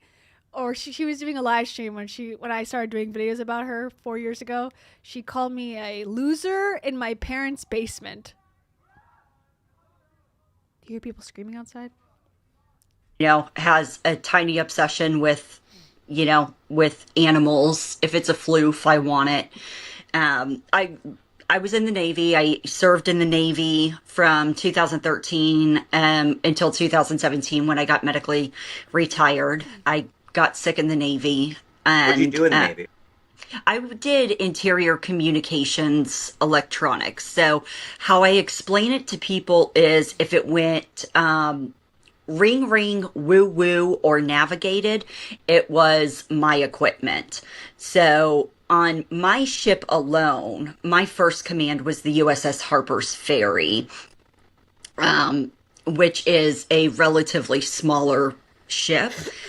I was like, we had over 10,000 pieces of equipment that we were responsible for. But my explicit training and my expertise is in shipboard telecommunication systems, shipboard navigation systems, and shipboard flight navigation systems. And navigation systems are just my baby, that and telecommunication systems, because a lot of it relies on physics, and I freaking love physics. Do we believe that? Keep that in mind, though, for what's coming in a little bit. So, she loves physics. But yeah, I was stationed in California. Absolutely loved California. We made it home. I agree with her there too. I love California as well. We had planned on, just staying there forever. But like I said, I got sick and medically retired. And as my condition was progressing, she's treading lightly here because I think she's got to figure out, what did I say to this guy? What does he know about me? What can I say that won't get me in trouble? What can I say that will give me the most sympathy here? I think that's what's going on in her mind right now, personally. We knew that we were going to need a little bit more help. We kind of realized that when... Do you mind sharing? And obviously you don't have to Yeah, at all, no. but... So I have... Get ready for it. What does she have? Again, this was going to take her out 4 years ago. She had 1 day left to live, she said. I have classic type Ehlers-Danlos syndrome, Addison's disease, and a whole bunch of comorbidities that are under that umbrella. I also have hemiplegic migraines. I have migraines. Migraine is a neurobiologic disorder, and hemiplegic migraines are a very rare type of migraine that causes stroke symptoms because it causes the... Okay. Causes stroke symptoms. And I see someone asking, who is this? So this is Chronically Rara. She made a TikTok 4 years ago where she said, I'm going to die tomorrow. Like, it's been really great knowing you guys on TikTok. And then I did a video about her because I went through her page and she's like done this multiple times. But this one that she made, that viral video went viral.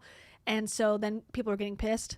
And anyways, that's who she is. So she's had a long history of making up illnesses, or at least exaggerating how severe they are. But one thing she's saying here, right, is that she has stroke symptoms. Okay, I just want to show you a video that she has on her YouTube channel. She very similar to Kate plus 8. Where is it? Hold on. Where she recorded herself. They just happened to catch her having a breakdown. Let's see. What the hell is this? Hold on. We're taking a little break from this podcast. I don't know what this video is. So this is part 2 to my previous video. Sorry, I look horrible. My face is swollen. I've been having seizures like crazy. With hemiplegia, also referred to as hemiplegic migraine, variant migraine, hemiplegic stroke. A regular stroke is caused because of a clot in the... Okay, this is old, but someone took it and put it on there. What is her name? Chronically Rara. She has on her old page, Lindsay for Congress. Can I spell? Ugh, hold on. We are Lindsay Ferreira. We burn from the flame. Someone's comment says, wait a minute, I remember her. That's Chronically Rara. She lied about dying, as well as many other things on the internet for donations. Holy smokes. Yeah, she also had She was raising money for these kids who have TikTok accounts, or their parents have them, and they had like pretty severe illnesses, and she was raising money for them and then never gave the money to the families. Okay, where's your... I'm sorry, I'm going off on a tangent now. Okay, she's got nothing set up correctly. Cool, got it. Okay, here it is. Ferreira for Congress on a YouTube page. We're getting there. Sorry, everybody. I want to show you this video because it's not funny, but it's kind of funny looking back. Oh, don't look at that. Don't look at that. Okay, do you hear that sound outside? Can you hear that wind? Holy shit. I think it's just gusty out there. Gusty and dusty. Oh, this better be worth it. It's not going to be worth it. I know it. I'm screwing you guys up. Haha. Okay. I found it. I found it.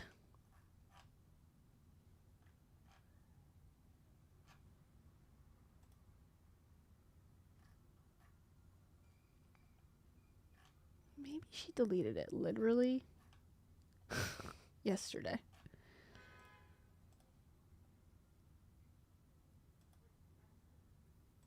Okay. Never mind. But she used to post videos like this. She's like, I'm stuck here. I can't move. Record me. I'm stuck. I can't walk. I can't move. I'm in pain. And she had one where... I'll just play it. She had one where she was in the hospital and she was like, I'm having a stroke. And it was like, no, you're not. Okay, sorry. We are Chronically Rara.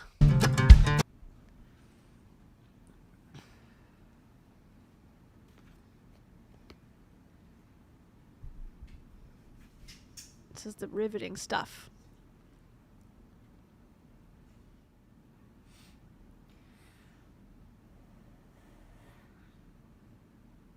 You look kind of like a pear.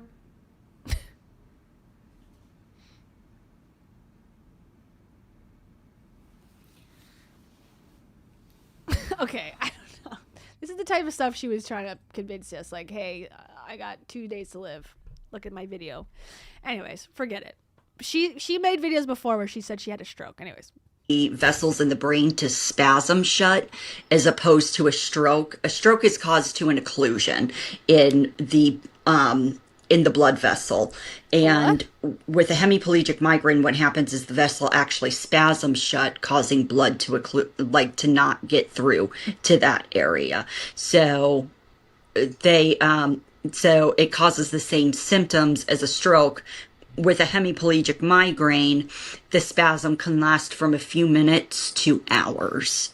And obviously when blood flow is cut off to the brain, any part of the brain, every minute counts. Yeah. So it's they're not fun. They're not fun at all. Sound like it.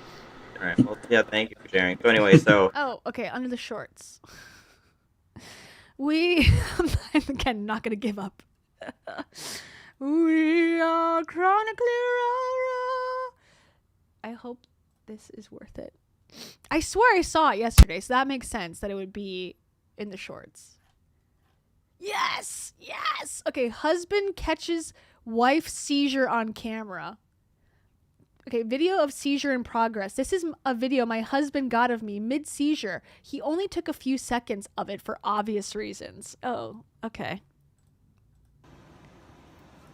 So obvious.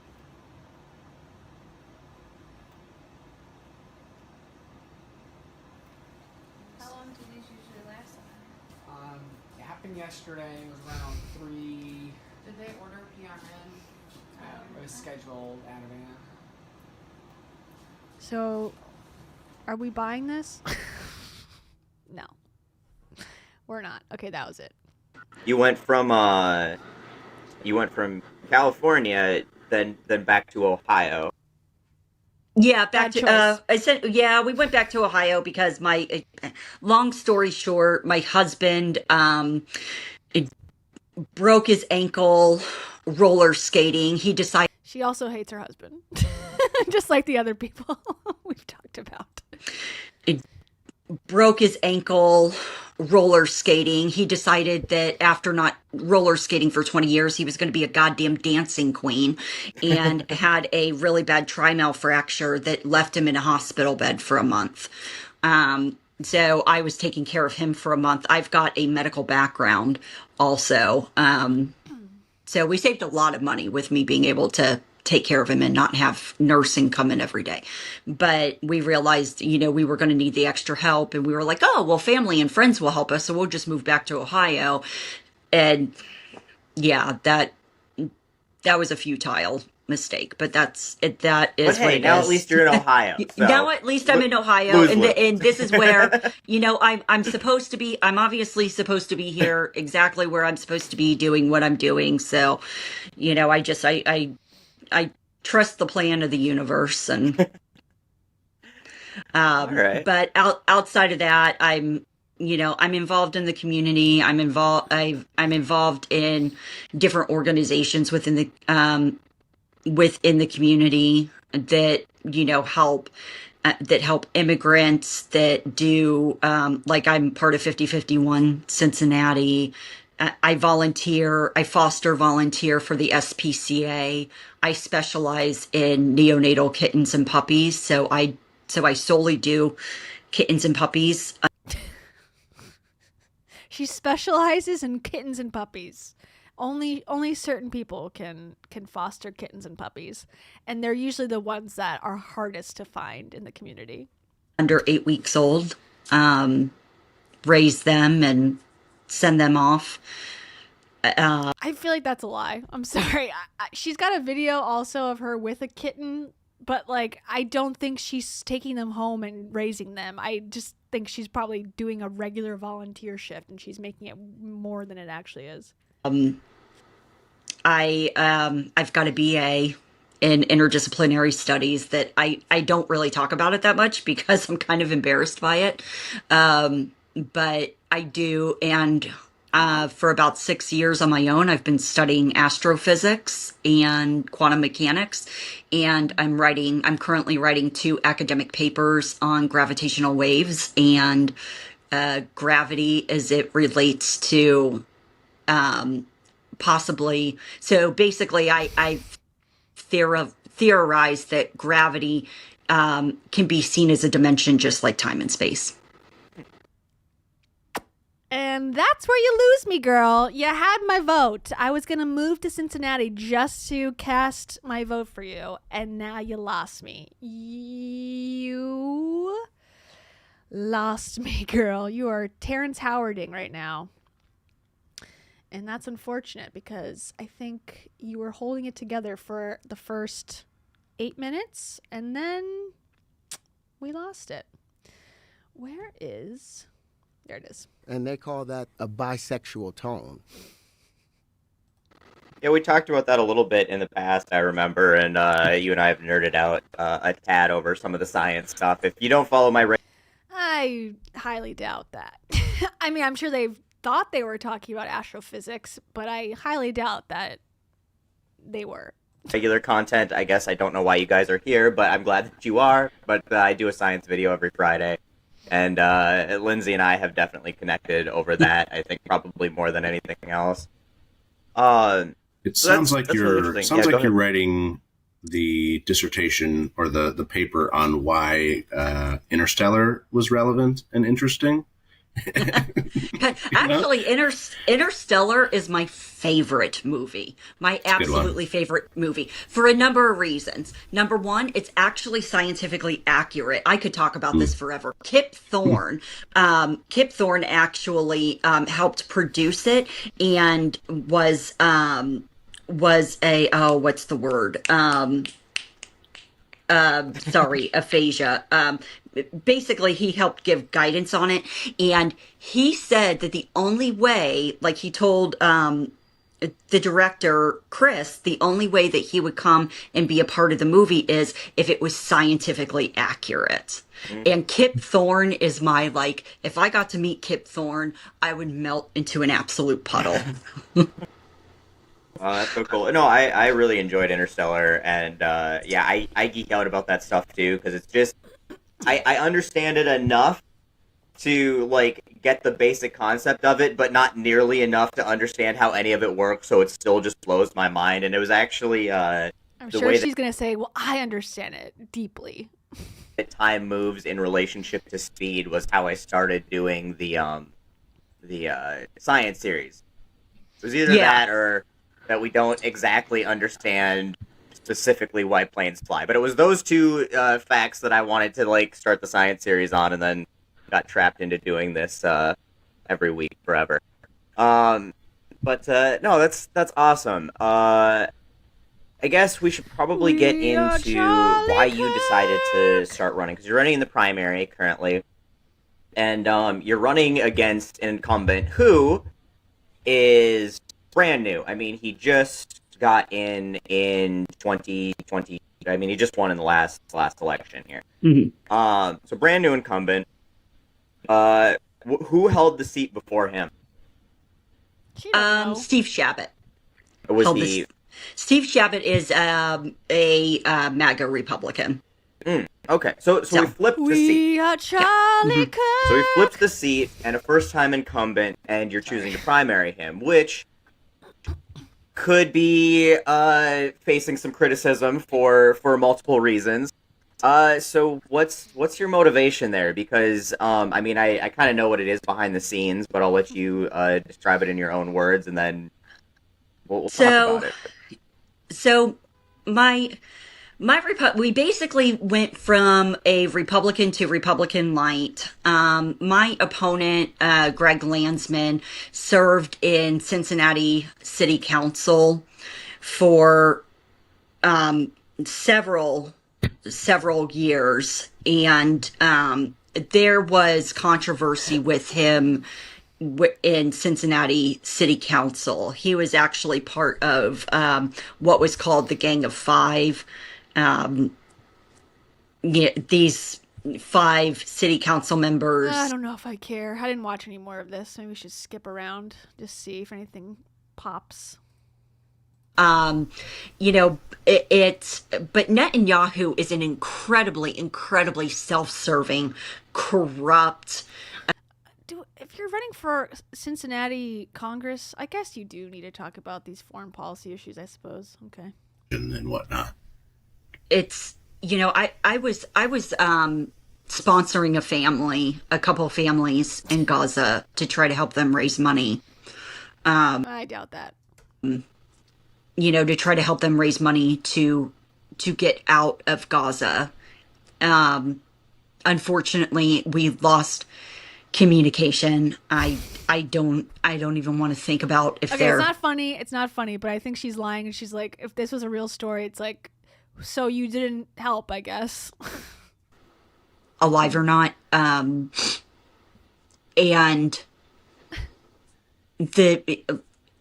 these people spend every waking second in terror. Yeah. Bombs going off around them. Images. She's an expert in this because she sponsored a family, allegedly. Not having Down syndrome, it's hard to conceptualize what's going on. It's something that seems so far outside the realm of what should be happening in the 21st century. I mean, especially considering how traumatic we all view the Holocaust and the Second World War and the last, major genocide that was. What the hell? If you're owning like 10 homes, and then you, after at a certain point, you're like, okay, well, I'm going to sell this one, I'll buy another one, because it doesn't make sense for me to hold on to more than X number. Like, that seems like a pretty good policy, but just my 2 cents. Yeah.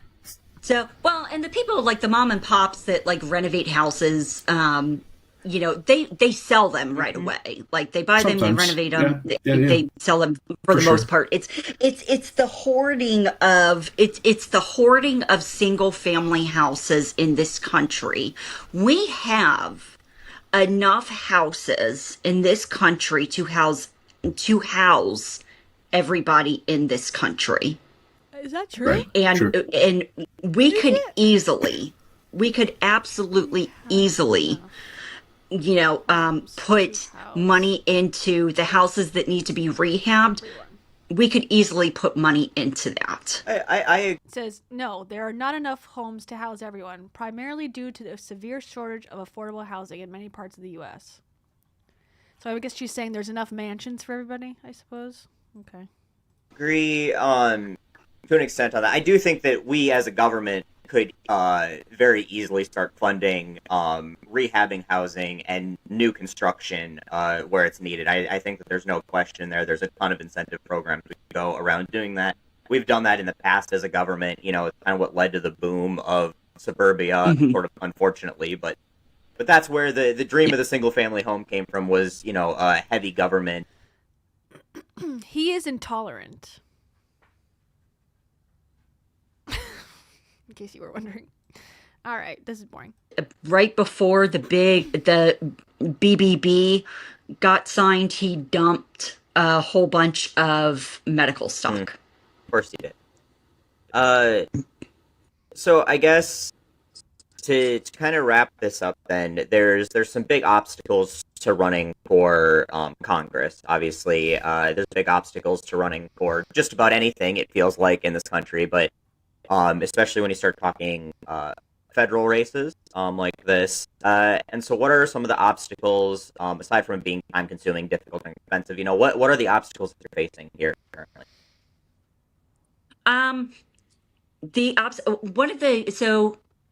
Being a grassroots campaign that does not take a dime from corporations or super PACs, it's not by choice, but because they're not offering. But okay, getting the funding that we need and the time we need, because we are people funded. We're a people powered campaign, and so I tell people when they ask what the campaign needs, I always say the campaign needs right now 2 major things: funding and volunteers, and I believe that both can absolutely. She's so unique in that. Get done. The other obstacles are, working on getting my name out there. You take a look at, and I refer back to Zora Mondavi because he's the race that I always keep in the back of my head to keep myself going. To just keep on pushing, keep myself going. He was very comparable. Like nobody knew him until the last 3 weeks of the campaign, and so getting my name out there, getting the message out there, because this isn't just a campaign, this is a movement. Because a campaign is for a season. We want the movement to continue. And that is really important to the campaign, is continuing the movement. And we have a lot of things that the campaign is doing to make sure that people get involved in community, get involved in organization and leadership, just outside of voting. But, but yeah, so 2 biggest things are funding and volunteers right now, getting my name out there, because I know, I have no doubt that when people know that they have an option to not vote for Greg Landsman, they will not vote for him. And I know this because every time I talk to people and say I'm running against Greg Landsman, they're like, praise baby Jesus, heaven, thank God, welcome. So, and then, and then there's, I understand that I might be burning bridges with the DNC, but I don't care. I'm not here for the DNC. I'm not here to serve the DNC or their interest. I'm here to serve the people. This is about you. This is about your family. This is about your kids. This is about your community. This is about the future generations. It's really about her. Okay, let's just keep it real. She has been notoriously known to, I say allegedly, take funds from people that she's erroneously, collecting, or she'll take money from people. I'm raising money for this other cause, and then the money never shows up. So she does fit into that politician workforce, so it seems. But it's unfortunate because what she's saying is not bad, but in my opinion, but it's just not even true to who she is at all. Like, if she actually got in there, I feel like she would take a bribe in a second. And again, that's just my opinion, but she's a character. She's a character. And she's actually not the worst speaker in the world, which is why it's unfortunate that she that will come after us. And personality disorder, because she has a fairly decent presence. But she's studying astrophysics and writing papers on gravity is where you lose people, and it's unfortunate. But anyways, thanks, Chronically Rara. I'm sure I'll get a cease and desist any day now from her campaign. And if you're in Cincinnati, she may actually be on the ballot, or she may just be lying about it. We don't know. We'll never know. Okay, well, that's it. That's the topics of the week. We got through them all. Woo, woo, woo. Yeah, yeah, yeah. I am so sore. I did a body pump class for the first time in years, Les Mills body pump. If you are a group exercise person like me, you may know it. And I am destroyed. I did it on Tuesday, and I'm like, if I have to bend down to pet Darrow, it's tough to get up. So, that just wanted to share. I just wanted to share that with you, and I'll be bedridden for the next week, and I will be selling my merch from there. So choose sadness. If you have a medical condition, make sure to capitalize on that immediately. That's what we learned this week. As soon as you have symptoms, get your cameras out and start recording. And if you can't because you're not ambulatory, then you should get your partner or someone in the community to come over and record for you so that you can make content later, so that you can sell more products to your followers. That is what I've learned, and never give up. Never give up on your congressional campaign. Never give up on scamming people into music festivals. Never give up on selling merch, and never give up on baiting people into feeling sorry for you on the internet. That's what I've learned, and I'll stick to it. Huck to it. Sorry. Okay. Anyways, we are Bitch. We are Bitch. And we fight for the Bitch. I love it. Liar! Okay, time to sing the song, and if you'd like to join the membership to get your name in the song, you should do that. And if you don't, that's okay too. And I'm working on some videos. I swear to God, I need to do it this weekend. This weekend, I'm gonna do it, I think. I have it half written and half set up in Dropboxes, and I've spent hours organizing stuff to do a video, edited video, and then I just get cozy in my bed, and then I don't do it, and then there's no excuse. No excuses. That's what Mark Benoff taught me from looking at his cover of the book. Okay.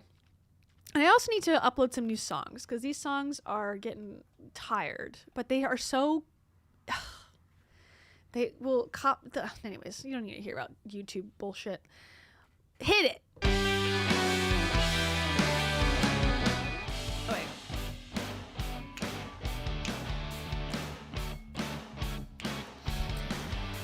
Uh-huh. Oh, yeah. We are starry nights, and we burn the flame. Nicole Campbell's name is really, really a good name. A console. You make me wanna gargle mouthwash and spit it out and rinse out my mouth with water afterwards. Alaska Blue Tundra. You are so much fun, and I wanna floss when I hear your name. And when I say grace at the table, uh-huh, yeah.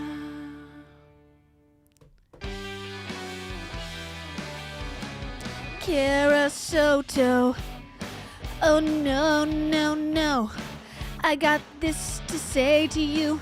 There's a siren going off and there's people yelling. What is going on, Lily and Massey? You are so fantastic-y. And I hear people screaming, but I don't know what it is. Am I safe or am I gonna take a whiz? Out of fear, Roba Gabor.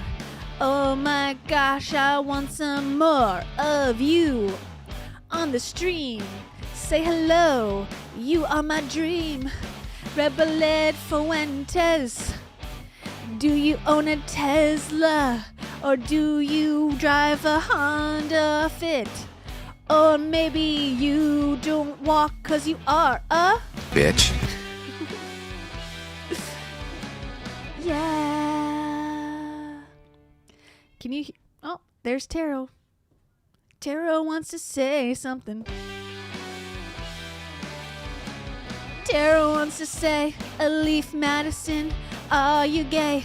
If you are, it's okay. But you better not use a pink vacuum, 'cause that would be too far. Marvel Bell too, what about you? Do you ever tell your girlfriend that she's got a broken leg and that you wanna go dancing? You better not. Hannah, what about you? What congressional district do you wanna take? Number 2. I'll vote for you. And I'll vote for you too. Olive Harper. Uh-huh. That's my promise. My campaign promise. I'll vote for all of you if you run for office. Maya Sloan, you too. I like the song from you too because it was put on my iPhone. So I have no choice. Kim, possible 11. You are 11 years old. That's really cool. Are you in the 6th grade? Or are you gay? And you're gonna use a pink vacuum. Vroom vroom, I'm in my mom's car. That's an old meme. That's a scene from a play, Bone Palace Ballet. Ballet 94, is that the year that you were born? Or is that the year that you were torn from the uterus, from the womb, from your mom's? Zoom, zoom, let me know. Because if 94 is the year, that's really young. 'Cause I was born in 91. Good night.